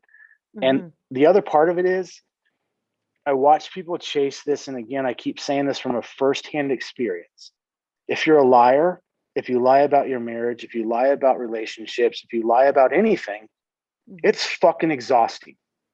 Yeah. Like it, and that, you know, for me, like it's exhausting. Like if you have to carry that around in your stories and keep them lined up and you're not an honest person, man, it's so much easier. Buster Frierson and I, who's my business partner, and I talked about this yesterday. Fuck, man, clean living is so much easier than the alternative. Right? It's so great. And I wake up now every day and I just like the problems I have in the day with me. Like I want to be a flat tire like that. If I get a flat tire on my truck, fuck yeah, man, this is great. I'm out in the rain changing a tire. Fuck yeah. My Bison trailer has a flat, whatever. Those are the problems that people that we should welcome and go, man, this is an easy fix. Like, and I'm doing that now. Cheryl and I laugh. We'll dump a bin of coffee over, and yeah, it's $50 worth of coffee that we have to throw away because it's hit the floor. But those are the problems I want in my life. Like, that's the problem I want. Not problems that I create because of my egos or insecurity. Mm-hmm. It's so exhausting. And now that I can sit back and watch other people, I'm starting to watch people and without getting in their business, tap them on the shoulder and go, I can see what's happening because I've been there. Like, can we talk? Can we talk? Can I help you? Yeah. You're hurting. Yeah. And it's okay to do that. And I keep pushing that. Like, man, that's my theme. Like, not to be a hippie or huggy, you know, touchy-feely, like huggy guy. But man, like a hippie. You keep saying the world, like as the world needs more hugs. Bad thing. Yeah, the world needs hugs. It needs fucking cuddles, and it just needs a little. It's okay. It's gonna be okay. Yeah. Because it can be if you want it to be, but you gotta want it to be. I think that's the key too about this, Bert, is you gotta want to be better and you gotta want to do better. But then you also have to have the tools to know how to do those things. A lot of people, that's the biggest mistake, right? They either have some type of trauma, intergenerational, young, or it moves up and they've never coped with, how do I manage this? How do I do this? How do I know how to let things go? Well, if the tools are never in the toolbox, how do you expect anybody to be well, do well, and move forward? You can't. Yeah. So I think it's people like you. It's people like Marcus. It's people that are trying to look at life outside of some horrible shit they've done, seen, or been a part of, or whatever it may be, whether it's from psychological, from just being away from family, from constantly deploying, from, it doesn't mean you've had to have seen or done anything or had anything happen to you, but I'm telling you, being away from your family takes a toll. Deploying all the time takes a toll. It happens. The soft community has a 95% divorce rate. It happens. There is trauma built into the military without even deploying. And so. No, it does. And, you know, and then you add on top of that when you get out, and I have to explain this to people, like, man, going into a chow hall or a PX with your tabs and all your shit on, yeah, there's going to be 90% of the people in there didn't reach the level you've reached. And they're going to be enamored by you. Right. Guess who gives a fuck about you at the produce section of the grocery store? Nobody. They don't care. They don't. They're going to say, thank you for your service. Oh my God, you were a Green Beret. That's cool. After that, like it doesn't go further than that for most people. And it's like, that's a hard thing to transition. The other one is having somebody, I don't care if I say it all the time. I don't care if you're a psychologist, a florist, you're a checker at the grocery store. If you do something and take pride in it, and somebody comes up to you and tells you, okay, June 14th next year, you can't do that ever again. You can watch people do it. You can watch movies about it. You can read books about it. You can watch videos on the internet about it, but you can't be an attorney anymore after you've done that for like that. All your life. That's your identity. You know, Todd's a good attorney in town. Hey, Todd, next June 14th next year, you can't be an attorney anymore. It's a hard thing for guys and girls to figure out. Like, be fucking prepared to leave the military, whether you do 5 years in or 40. Be prepared and don't start 6 months out when you're ready to leave the military. Start like 3 years out. And I'm starting to see it. Guys and girls are starting to start businesses, lifestyle brands, they're starting whatever it is they want to do. They're starting to do it. And it's like, well, I don't want the military to be mad at me because I started. Fuck the military. Like, they're not looking start after a you once you're business. gone. If you're not breaking the law, start a fucking business before you leave the military. Like, fuck them. Breaking the law. Seriously, like, if you're not breaking the law by doing it, man, start a business before you leave the military. Start that path. Put resumes out before you leave the military. Say, hey, I'm getting out in a year. I need a job. I want to start a business. Go to a bank 2 years out and say, this is my business plan. Right. I want to start this conversation with a small local bank in Indiana where I'm retiring to. Start that conversation now and say, hey, when I get out, I want to have $50,000 of capital. I want to borrow a line of credit of $100,000 from you. I want to start a coffee shop in Indiana. Do it way Just before plan. You get out. Like, plan. Well, and people don't do that. Yeah, I talked to Mike Glover about this, not yesterday, the day before. And this was like a big thing. He goes, I knew this wasn't going to be my whole life. So I started thinking, once I got in, what am I going to do when I get out? And that was like one of the first guys I had spoken to who was like, I knew that this wasn't going to be my whole life. So I knew I was going to have to plan. And so he's like, I knew at 17 when I joined, okay, what am I going to do after? How am I going to make something afterward? That was the first time I'd actually heard that. So it kind of threw me a little bit. Because I was like, well, I mean, you are Asian, so planning is in your life. So I expected that from you. But anybody else.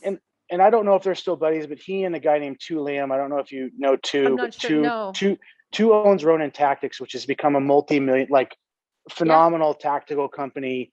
I know he and Mike Glover, I don't know, we're friends, our friends. I don't talk about it with him, but he's another guy. Like, he started doing tactical gear and stuff way before he got out. Mike's the same way. Like, they have this plan. They're both, like you said, so they're one step ahead of us. But they are always, those two guys, like, man, Mike Glover's building an empire. Like, he's literally, hopefully the government doesn't fuck with him too much because he's, competing with them a little bit. But it's like, man, we talked about that. Yeah. Watching guys like, and he's another guy that people beat up. Half the guys, I've never seen anything but positive fucking forward progression from that guy ever. And Tu's the same way. And then you it's just like, man, like, watch what these guys are fucking doing. Like, he's created an entire industry, like a great example, created an entire industry for prepping and survival. And I mean, it's just phenomenal. Like, when you sit back and look at it, and these guys aren't doing it with corporate money. They're not doing it with they're literally doing it by selling two things to get one more, to sell three things to get two more. And they're building this. And I know I don't know him personally, but I guarantee you that guy's had some bad fucking nights where he's like, how the fuck am I going to pay my bills? Like, I don't know if he talked about it with you, but it's like, all these guys have, like, every one of them. And it's like, man, that comes back to that word. And I'm a word guy, risk. If you want to be sedentary and live an average fucking lifestyle, do it. There's nothing wrong with that. No, there isn't. But if you wanna, like, humans were not built that way. Like, we're predators, we're doers, we're not sheep, we're not ants. Like, take some fucking risk. It's okay to lose. It's okay to fail. It's okay to have 10 failures that lead to one success if that success is worth the risk and the reward. Like, take some fucking risks. And I know so many guys I grew up with, non-veteran, veterans, girls, same thing. And it's like, I'll hear them talk about shit forever. And now I just literally go, stop talking. Like, either do it or don't talk to me about it. Don't I'm ask me done. any more. Don't Yes. ask me any more questions about starting a fucking business. One, I'm probably going to tell you how to fuck it up before I tell you how it's going to work. But Yeah. stop talking about it. Either do it or don't. But take Right. some risk. It's okay. Take some risk, take some accountability, put some steps in place. Like if you want to rant about it, I'll listen to you, but you damn well better be taking the steps. Yeah, and people are so afraid to fail. It's like, man, don't be afraid to fail. Like, You know what though? My husband said that to me last year after when we went through COVID in March. yeah, We lost 200 stores overnight. Like it's gone. crazy. It was fucking insane. Most of them are still gone because Canada's a disaster. So we lost that, and I looked at him and I felt everything fall apart. And he goes, "I need you to understand, if this fails, this isn't your everything." And I was like, first off, failure's not an option with this for me. You need to get that through your head, number one. Number two, this is my fucking identity now. This is what I do and who I am and how I help. So the idea of failure, and he goes, but you gotta realize you've built something. You've gone 5 years, you've built something, you've donated this, you've done that, you've worked with who, you've da da da da da da da da. And I said, but I've taken the risk, I've put the time in, I've given this everything I have to give. It can't fail. And he goes, well, then it won't. It won't. If you've done everything you need to do, if you've done the work and you've reached out to the people that you can reach out to, because that's something that I'll do. And I did that to you. I'll straight up message anybody. I don't care if you're worth $1 billion. I don't give a shit. What's the worst thing you're going to say to me? No, I don't have time. Okay, cool. Thank you so much. Like, move on. Let it go. Move on.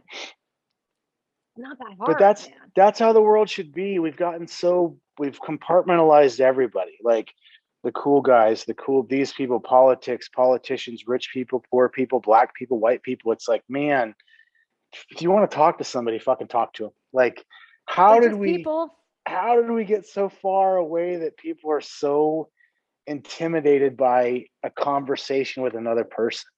I see, man, I am nobody. I'm just a guy that's just like fucking trying to just live my life and be happy. People come into the coffee shop all the time and will walk back to the roaster and say, well, I didn't want to bother you. I didn't want to be a douchebag and come back here and talk to you, but I've been following your Instagram. And it's like, man, in my head, it's like, dude, how did this happen that somebody put me on this weird, creepy pedestal? Like, holy shit. Like, what have we done to ourselves? Like, literally, what have we done to ourselves that you're afraid to come up to me of all people, and have a conversation?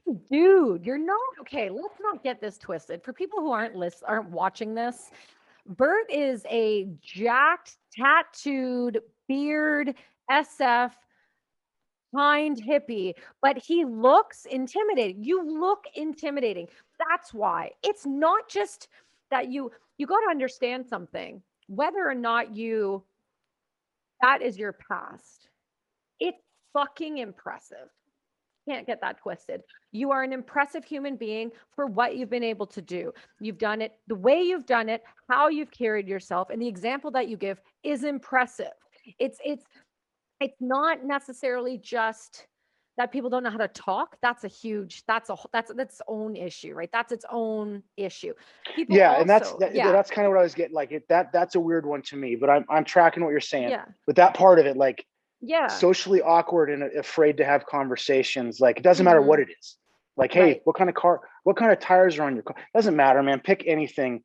People kind of question, should I talk to that person or not? It's like, man, there's also people that are socially awkward that talk way too much. And, like, again, I wouldn't, not you, but do you know what I mean? Like, but do you know what I mean? Like, but I'm talking your average person now. We've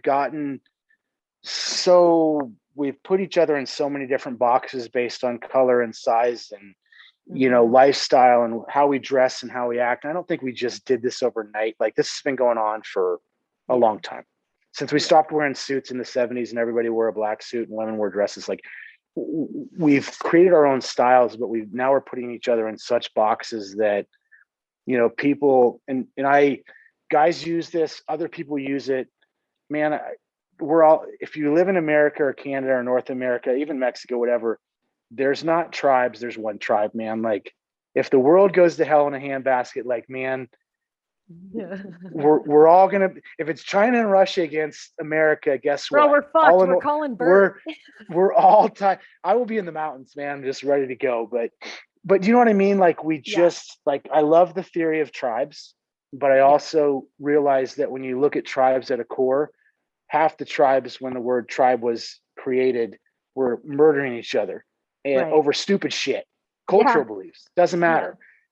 How do we figure out how to get people back to like just being decent people like we did in the 40s and 50s? And I know there was racial issues and tension and stuff back then, but I think people valued conversation and just what we're doing, what you and I are doing right now. This is how we do it. We keep doing this, and we keep it going, and we keep spreading it, and we keep having the hard conversations.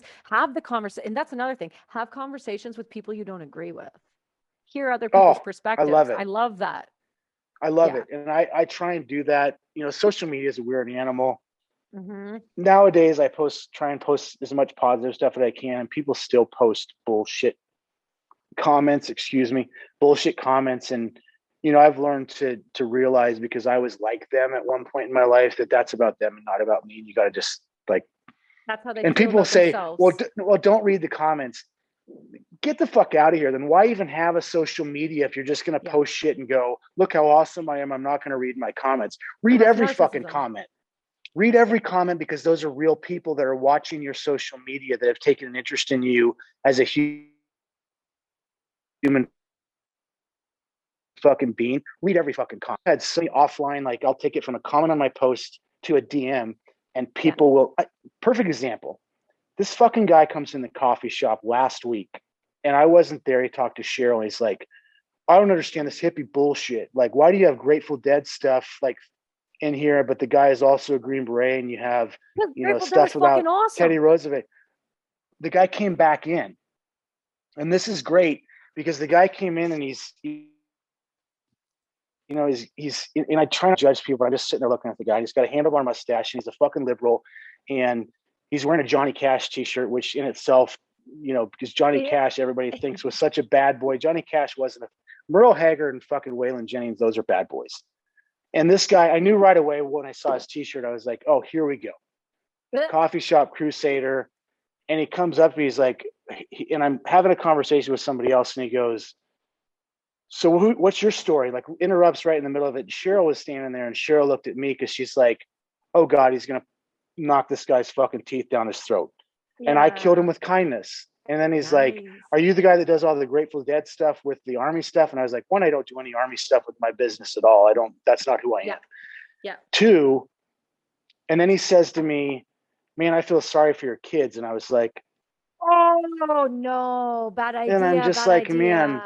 And he's like, because all this hippie stuff is, and I had to explain to the guy. So I killed him with kindness, and took an hour of my life that I'll never fucking get back, but I'm glad I did. And I had to explain to him that Robert Hunter and Jerry Garcia, who wrote most of the lyrics for the Grateful Dead, 90% of their songs are about American history, gunfighters, the Civil War, Canada, the railroads from here to Canada and Mexico. Like, literally 90% of the Grateful Dead's music, if you read it and look at the lyrics, is about American and North American history. And I had to explain this to this guy. Long story short, the guy ended up shaking my hand and really apologizing to me, and was super embarrassed. He's like, man, I didn't know any of that. And it was like, there you go right there. Could I have said, hey, motherfucker, I'm going to give you about 30 seconds before I grab you by your fucking throat and throw you out on Main Street? Because I can, because this is my store, and I can still do that if you come in here and talk shit to me. And my kids, you brought my kids up. But I paused, and I took a breath, and I had a logical conversation with somebody who had the exact opposite politics as me, the different belief systems. Everything about the guy was the exact opposite of the human being that I am. And we ended up leaving on a positive note. Guess who came back the next day and bought a t-shirt, a bag of coffee, and talked to me for 15 minutes and said, hey, man, again, I'm really sorry. Talking about. But he said, I'm really sorry. And there's that word again. Hey, man, I'm sorry. I was having a bad day. This was about me, and I was a fucking prick. Like, that's it. If you And give, Cheryl watched the whole thing and just had this smile on her face. And then afterwards she was like, man, I really thought you were going to fucking hammer that guy. The way you handled it was absolutely perfect. Like, this is great. And you know Cheryl's how tough, much man. growth, you know what growth that shows for you though, Bert? That's it. It is. And I left the situation going, man, that's my victory for right now, this hour. What's the next one? Like, who's the next person that I can help have a better day? And it's that mentality. And again, I'm not trying to sound like a hippie, but so much. Being nice is a whole lot easier than being tough and mean. It really is. Like, period. There's a time to be mean, though. Like, there just is. There's people that need to die on this planet. There's people that need to have their ass beat. There's people that need to be in prison for the rest of their lives. Like, there's a lot of them. Yeah. But your average 98% of the people in the world are decent human beings struggling to do this same things that we are every day, to pay their bills, put food on. Stop for a minute and recognize that, and just treat people with kindness until they give you a reason not to. Like, period. Patrick Swayze, Roadhouse. Super simple. Fucking Roadhouse. That's all. You know Be what? nice. Be nice. Roadhouse. Bison. That's it. Like, that's the key to winning at life, Bert. That's it. Bison, Damn. man. Eat more bison. Like, you're gonna be. We didn't talk a whole lot of. We didn't. What's that? You're gonna be mad at me when I say this. You don't eat meat, do you? Like, fuck you, I eat meat. Of course I eat meat. What kind of conversation is that? Don't ever judge me like that again, Bert. I eat meat. I have some stuff from overseas that's I don't eat pork. That really, and I don't do skin on food. But got it. I'm working on that. And I don't not eat bison. I've never tried it, and I'll tell you why. I went to I used to be a camp counselor when I was in high school, and we took the kids to a bison farm. And then I saw how lovely they are. And like, I love cows. I like call them moo-moos. I'm 31. I fucking think they're the greatest things. But I've just never, to me, I look at them and I'm like, but I love them. But I've never tried. Man, I will tell you, the single most spiritual and hardest moments of my entire life, even being in the military and deploying, you know, about once every 30 to 45 days, I drive a load of bison myself. Myself and John Moss, who's the founder and owner of Mountain Primal, which is a meat company that's very, very supportive. They do a lot of stuff with Black Rifle and other people. Yeah, I know. Super supportive of the veg. I mean, just a phenomenal. This guy, you know, and he and I do business the way it should be done, on a handshake, no lawyers involved. He just says, I need this. I raise it. I put it in a trailer and I drive it to him. But about once every 30 to 45 days, I drive a load of bison to a processing facility. And man, I don't take it lightly. Like, it's, I can see it on your face. I know you can appreciate this. Again, hippie, but a lot goes into a life. And, you know, that's one of those things. It doesn't matter if it's a butterfly, if it's a bison, if it's a human being. You know, to reach maturity as an adult in any species on this planet is not a simple task. A lot goes into a life. So for me, I've gotten into the meat industry, but you know, the bison industry is not, bison numbers are not going to go up unless there's meat involved. It is what it is. There's not enough millionaires and billionaires that just want to raise bison for fun. There's smart people that became billionaires and millionaires for a reason. Is there some guys out there and women that want to have bison just to own them and go look at a herd on their ranch? There is. That's so few and far between. But man, the first load I dropped off, like, this was a couple years ago, a couple years ago now. Every time I do it, like, it is 40 hours of driving. I drive up to Rame, North Dakota, and then I drive back down to Montrose, Colorado, then back to Sheridan. And it is a somber, like, it's as real as it gets for me. And I don't take it lightly. Like, it's tough. You know, they're just, if you look in their eyes and you look at them and see them, and every time I stop to get diesel and I check on them and you just see them, and it's like, again, I don't want to sound like a pussy, but you're talking about a life. You're not. You're talking about a life and the way it should be talked about. Yeah, and I think that's a big thing that we need to talk about as a culture and a society, is like the value of life again. Like, I think that gets lost. And I think a lot of people, specifically from the community we come from, watch movies and TV shows. And man, I think they'd be surprised at how much actual special operations people value life. You know, is there people that, yeah, there's always going to be guys that are just geared differently and girls that are differently. Let's go fuck.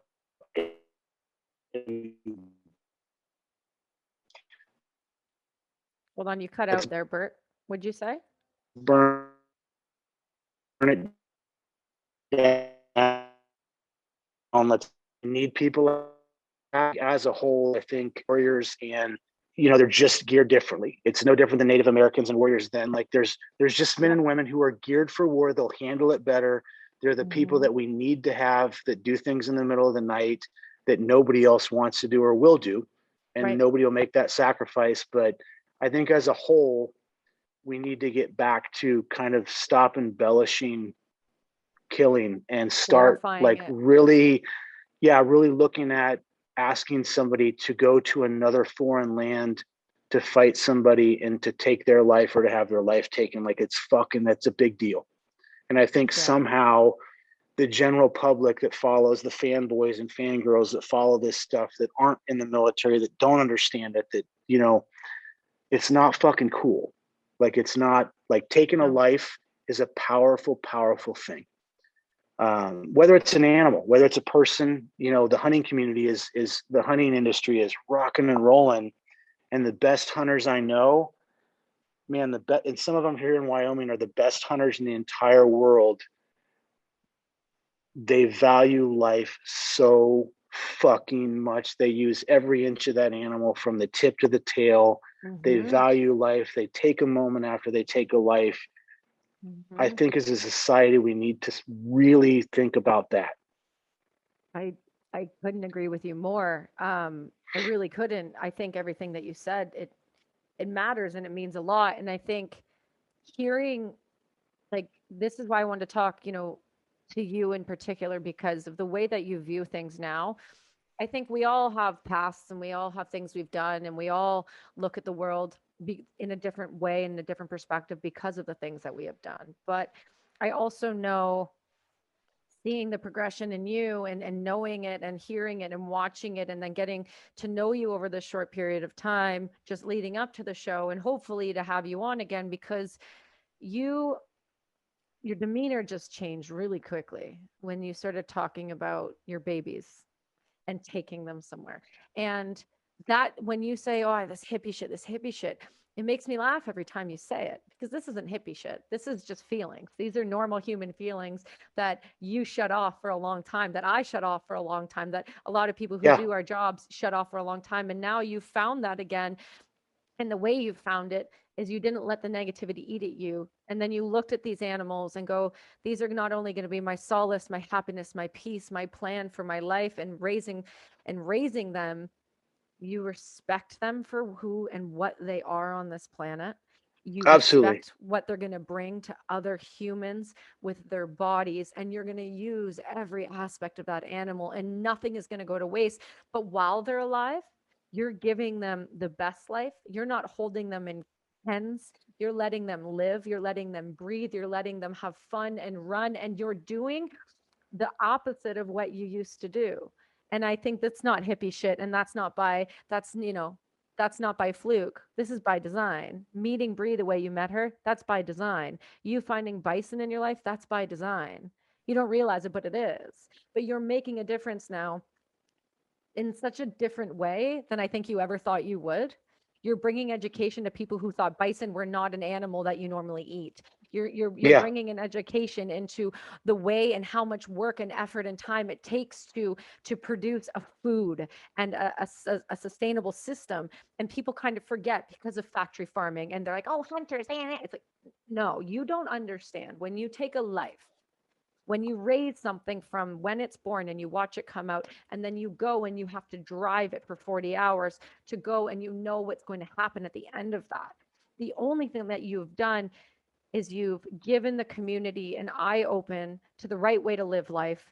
You've given the community an eye open the way to be healthy and happy again. But you've also given the community hope in that we can have these conversations, Bert, and it be a normal fucking thing. And there's nothing hippie fucking about it. Well, that's it's great the way you put it, and that's you like saying it. We need to keep having these conversations, and we need to get other people to have these conversations. And I think it's what you're doing. Like I listened to 6-year podcast in the last like 3 days, and it's just God. man, No. it's, and I don't listen to me. I need to listen to more because there's some No, great you ones out there. don't. Yours included. But it's like, again, like you get caught up in things, but listening to people talk, like it's so rewarding to me. I don't watch much TV anymore. I love TV. I watch movies. It's now it's at like a 20-minute to a 30-minute interval, like while I'm eating, if I'm by myself or Just Bree's something busy or quick. whatever. Yeah, it's just a filler, and to, I need it. And it's not a weakness or anything, but I need to release. I need dumb stuff every now and then that I don't have to think. I can watch Clint Eastwood. I can watch, doesn't matter, The Office. It doesn't, anything. I just need to disappear and not think about anything except watching somebody else do some funny stuff or watch, a good Western movie, whatever it is. Right. And by the way, I forgot to mention it, man, Canada has some absolutely phenomenal bison ranches and farms. Like, man, that is another country that is pushing this animal and like literally powering the regeneration of those numbers. And bison, like Canada, man, the amount of Canadian bison ranchers and farmers that I talk to on a daily or weekly basis, like our countries, we laugh and joke at each other, but we really do get along really well. And we are very similar, even though our politics aren't the same and our policing isn't the same. We have issues and social issues that are different, but man, Canada and America we're in this together, and people don't realize that. But I just had to give a shout out to the Canadian, bison ranchers and farmers, because there's some phenomenal ones, and they're really helping the growth of the animals.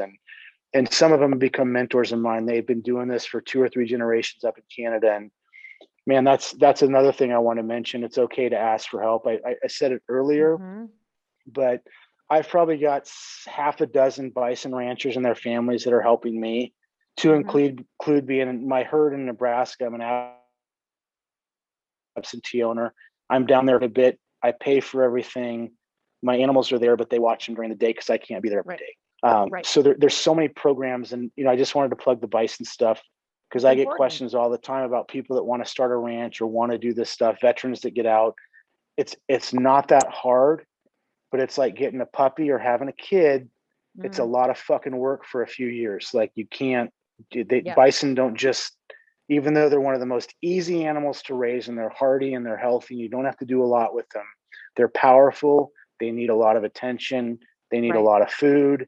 There's a lot of work that goes into raising 10 bison, let alone the number I have, which is, again, I bit off way more than I could chew. It has worked out for the positive, but man, that's another aspect. If somebody's getting out of the military and you're trying to figure out what to do with your life, farming and agriculture, you're already getting a government paycheck every month. If you went if you've followed your benefits, ranching and farming, even on a small level, is very, very, very, very rewarding. It's cathartic. It gives you a sense of purpose. It's the same thing. It's, like bison for me, it's a lot. And I talked to Buster about being on a cattle ranch in Texas. It's a very similar dynamic to the military. And you get out of the military and you lose all this action that happens in your life.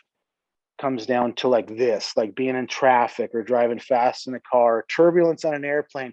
Those are the things that get my heart going now. Being around bison, it's just funny. I laugh about it because, you spend months and months and months and years flying on helicopters and fast roping and do all this stuff. My heart gets racing now, like doing a CrossFit competition, because I was nervous and I had to shit 3 times before I went out there. I'm like, fuck, I got my ass kicked. Like half the women at the top tier beat my ass, but I think it's important for veterans, find ways to get your heart rate up that are healthy. For me, it's bison. It's CrossFit, which I made fun of for so long. And now I drank the Kool-Aid. I feel better than I ever have. Yeah. And I go in every day.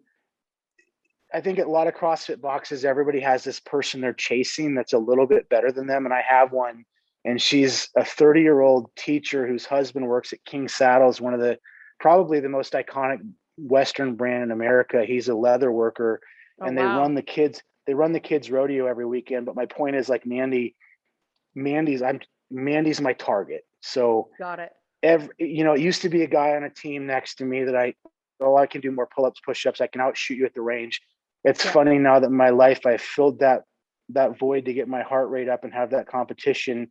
And I'm chasing a 30-year-old elementary school teacher who fucking beats my ass every single day by just a little bit on some days and by a lot on others. And I'm like, God dang it. But my point is find something find something. Bison are the same way. When you spend time around them, they calm in the middle of a pasture that's got great grass. I can hand feed my bulls, but when you go to move them or work them, it is like, you'll have to come down. Like one of these years, maybe if it's not this year, next year, come down for the roundup. And my point is, if you're a veteran out there and you're like, don't sit on the fucking couch. Like, don't sit and feel sorry for yourself. Like, find something that gets your heart rate up. That's fun. Mm-hmm. Find something that challenges it. Like for you probably get nervous before every not nervous, but like you want your podcast to go. Challenge yourself and find something that gets this thing going. Yeah. Like it did when you went on a mission or when you went fast open or skydiving or, even whatever it is, replace those things. I think a lot of people replace those with sex and drugs and ego and alcohol. Man, like find stuff that's positive, but I think that's super important for us. No, it is. And I'm not just talking about special operations. That's anybody that leaves the military. Mm-hmm. Find something that gets your heart going. Like whatever it is. It has to for your psychological health and for ways that, fitness and having your blood moving. That's like one of the number one things that my doctor has preached to me on a regular basis. You need to move your body. And I was like, fuck you. I move a lot. And he's like, move faster, move harder. And I was like, fine. And then I got on a road bike and I was like, now I'm addicted to that. Great. Now I fucking did a road bike ride across France with Wounded Warriors. It was like a 600-kilometer bike ride. And we landed on Juno Beach on D-Day. And on that's awesome. That's what I'm talking about. There's shit like that every day, everywhere, somewhere out there that's just so positive. Bro, I signed up for my first triathlon 2 years That's one place I've never been. Yeah. France? Yes. That's on the top of my list. I worked on a movie last year and all the director of photography, all the camera guys and everything were from Normandy. And they were showing me pictures of their house. They were like, you have to come every year. There's 10,000 people that show up there. It's British, American, French. There's no negativity. It's positive across the board. People celebrate history and they celebrate the loss of life and the sacrifices. Anyway, it's on the top of my list to go there. You got to. It's worth it. I mean, I'm fortunate enough that my husband was a supercross racer, so he's fit. So I was like, let's do this Wounded Warrior bike ride with Canada. 150 of us went over and we did it to raise funds. Right. And so they're like, we're going to ride about like 80 to 150K a day. And we're going to land on Juno Beach on the 75th anniversary. And so I was like, okay, I can do this. And so I ended up getting a bike and I hadn't been on a road bike like long since my pregnancy. And I was like, I got on this thing and I was like, this is it. This is it. This is it. Everyone, I'm a spandex dickhead. I don't give a fuck what you say. And I will ride in the middle of the road because when I'm going 60 kilometers on a road bike and I'm passing your car, you don't get to have a conversation about being in the middle of the road. Bitch, I passed your ass. So don't. I love it. Road biking for me was it. And then it was like, I needed the competition aspect because I'm very competitive after I fought professionally for so long. And then I went in the military, I was like, I need to win at everything. So I did a triathlon and I could do the run and I could do the bike and the swim was a little dicey. So I got kicked in the face immediately. So I was like, I'm gonna wait this one out. I went dead last into the water, did my swim, made the time, but then I got on the bike and I was like, bye, Felicia. Like I found my deal because it got my heart rate up. It made me happy. It made me feel competition. And I was like, okay, yep, shit, this is it. And then I called up my buddy Iggy and I was like, listen, little Asian man, it's Ironman time. And he's like, wherever you want, sister, I'm there with you. And I was like, oh my God, I made a mistake. I forgot you're a ranger. Fuck, shit. Oh no, I forgot that you're really good and very fit. And he's a CrossFit bro. He's a CrossFit bro. Oh man, he's insane. I'm like, I can't. and he's small too. And I was like, I made a mistake. I made a mistake. So I commit though. If I say I'm doing it, now I'm doing it. Now we just got to pick Good. one and go do. But there is an aspect of holding yourselves accountable and making sure that you're looking after your physical fitness because it affects your mental health so significantly. People have no idea. A 20-minute Oh walk a God. day, 20 minutes. You Take you 20 keep minutes to seeing me walk. push it. You keep seeing me push it like, Yeah. man, feeling it's okay to feel good about yourself. Even if you're on the extreme, like you just mentioned your buddy, like it's okay to man, just like go overboard and be so into fitness. Like, but for people that are out there that are, I said it just yesterday on my post, man, get like, even if it's like a starting with a 20-minute walk. Yeah. That's Bree and I's thing, man. We go for a walk no matter what. Like our goal is every time we're with each other, every day, we're at least going to do a walk somewhere, like put our phones down, go for a walk. You can put music in your ear, whatever it is. I'm a big music guy, music man. That could be a whole nother. Well, Music you're is coming such a back power. on, Bert. You're so Music is fucked. such a anytime. Music is such a powerful thing. Like again, I don't care what your job is, what you do, where you're at in the world. Like music is, it's such a powerful spiritual It thing. heals. It does, but like, get out and just go for it. Start with a 20-minute walk every day. You don't have to go do a triathlon. You don't have to do a CrossFit. I will say, aside from the military, No worries. sorry, No, it's fine. aside from the military, the CrossFit, like I just got lucky. Like the CrossFit gym, I made fun of it for a long time because that's what you tend to do when you're intimidated by something is make jokes about it. It's not a joke, man. Like, oh, well, everybody says, oh man, you're going to get hurt and like CrossFit injures people. And I'm like, no, anything. If you go skydive 50 times in a day, you're going to push the limit. If you do anything, if you go bike, like again, you can, anything you do physically, you could overdo it. It's a matter of killing your ego and saying, okay, I'm going to listen. But man, it's been super positive for me. Like one of the most positive things I've ever done in my entire life. And I feel better. And aside from it, I'm going to say it. I look better. I feel better. Like I it's okay. Great. It's okay. Like, it's okay to do that. Like, it's okay to want to better your life. But I keep saying that to people, man, like you don't have to be sober, but like take a day of stop drinking fucking beer and booze or whatever and put that time into working out. You can have both. You can eat fucking garbage. I eat worse now on some days than I ate when I was 20 years old. Like I just put in the work and I eat healthy the other 5 days a week. That's right. It's called balance. It's about balance. Finding the yin and yang to things, man. Yeah. I mean, I use cannabis for sleep for my nightmares, but I don't smoke 7 fucking joints before bed. I use the dosage I know I need and I function. I watch some TV. I eat a little snack. I laugh at some stuff and I go to bed. It's okay to have routine. It's about doing it healthy. It's about being smart about it. It's going, hey, I'm not going to eat McDonald's 6 days a week and go, I don't feel well. Okay, maybe let's try McDonald's like 3 days a week. Let's work your way down. Let's just integrate small steps, baby steps. It's nothing hard if you baby step your way. But it's when people bite off these chunks and they're like, well, I'm quitting smoking. It's like, how about you cut down to 10 cigarettes a day, then 2 cigarettes a day, then whatever it is. Yeah. And I'm like, I've tried that in my life, to be a binger to a just literally cutting something out. It never works out well. You always come back. You literally always come back 10. If I try and go 100% clean, I might be able to do it for 3 months. And my body will change and I'll feel good about it. And I'll look good and happy for myself. And then it's like, I find myself at 12 o'clock at night eating like 4 quarter pounders with cheese, 20 nuggets, 2 large fries. Like it just doesn't work. Like I'm not one of those people that can cold turkey stuff. I just can't. I have to wean off of it. Or like I do now, I pick a couple days a week. And on those days, I'm going to eat any fucking thing I want to eat. It doesn't matter. If I want to have Haagen-Dazs ice cream for breakfast, that's what I'm going to do. I just know that the other 5 days a week, I have to get it together, eat halfway decent because I'm 45 years old now and don't want to die. Well, you don't look 45, so that's a win. We're hoping that you don't die any soon because you've got a lot of value to give in life still, a lot of positivity to I'm share. trying. I got a lot of catching up to do. I was a real fucking asshole and just an unhappy person for a long time. Like, man, if you're listening to this and you're angry all the time, I can tell you two things. One, it's not about anybody else. It's about yourself. Right. Fix your fucking shit.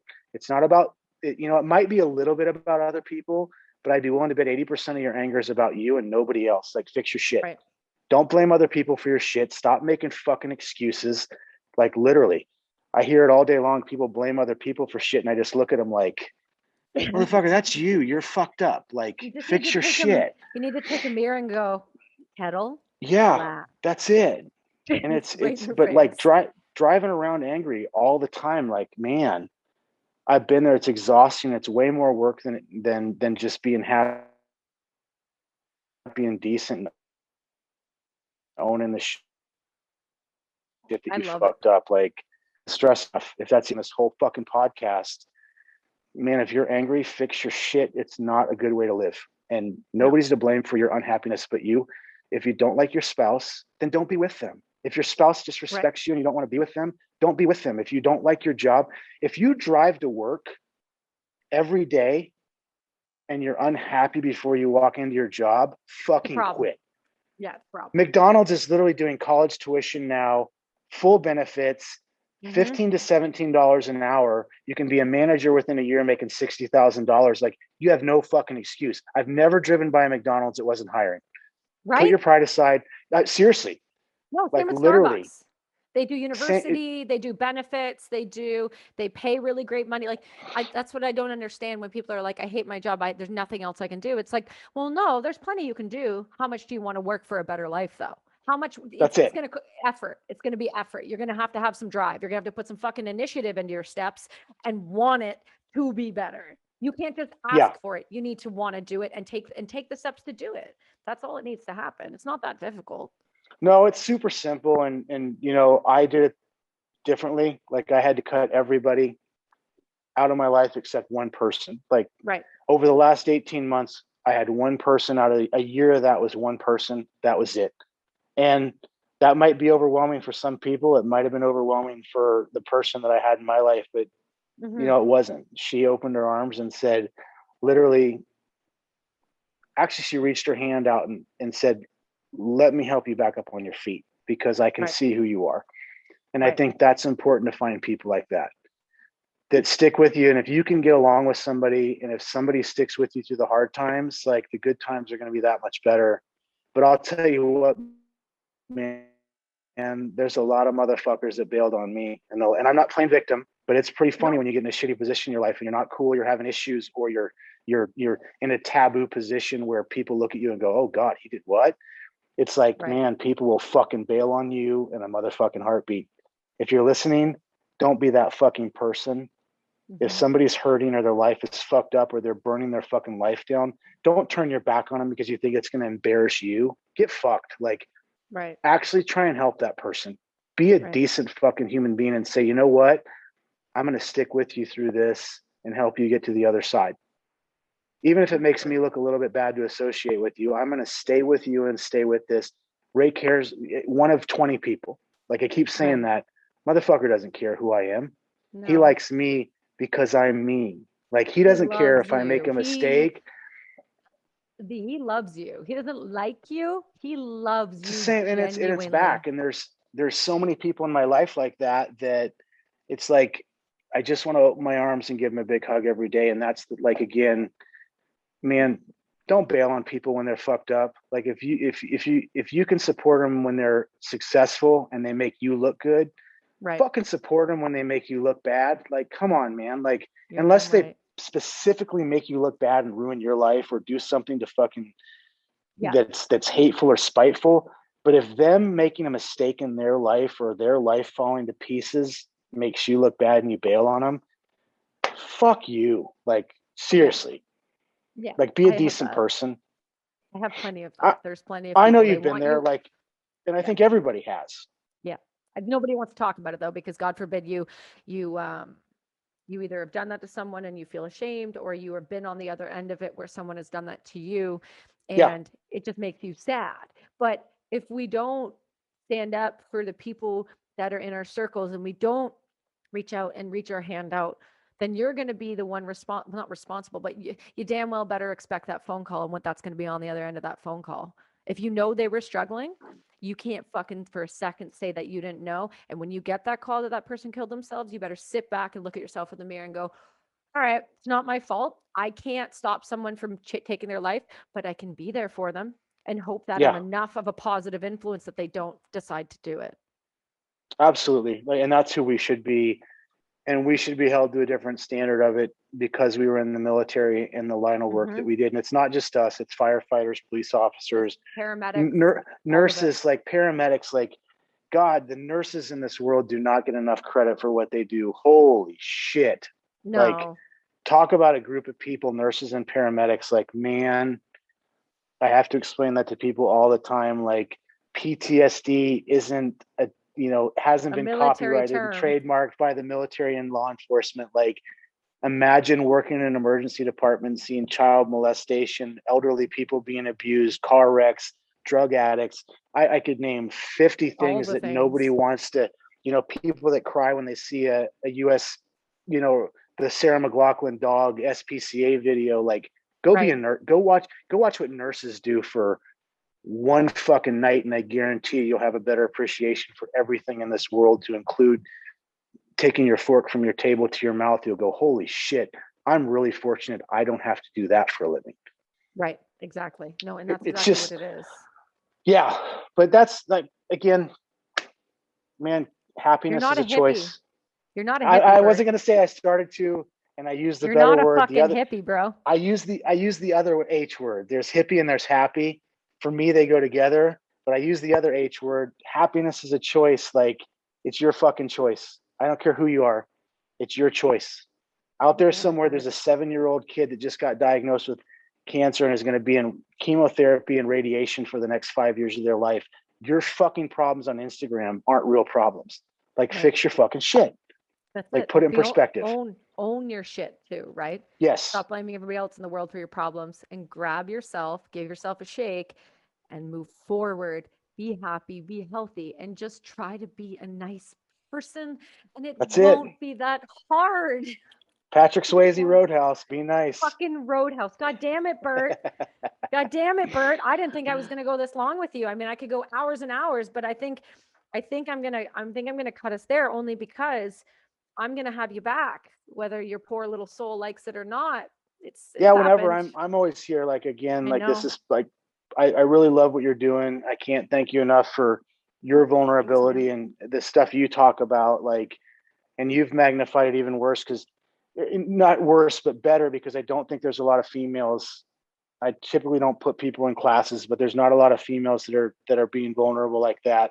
Men are, I think, oddly enough, I think men are doing a better job of it than women are.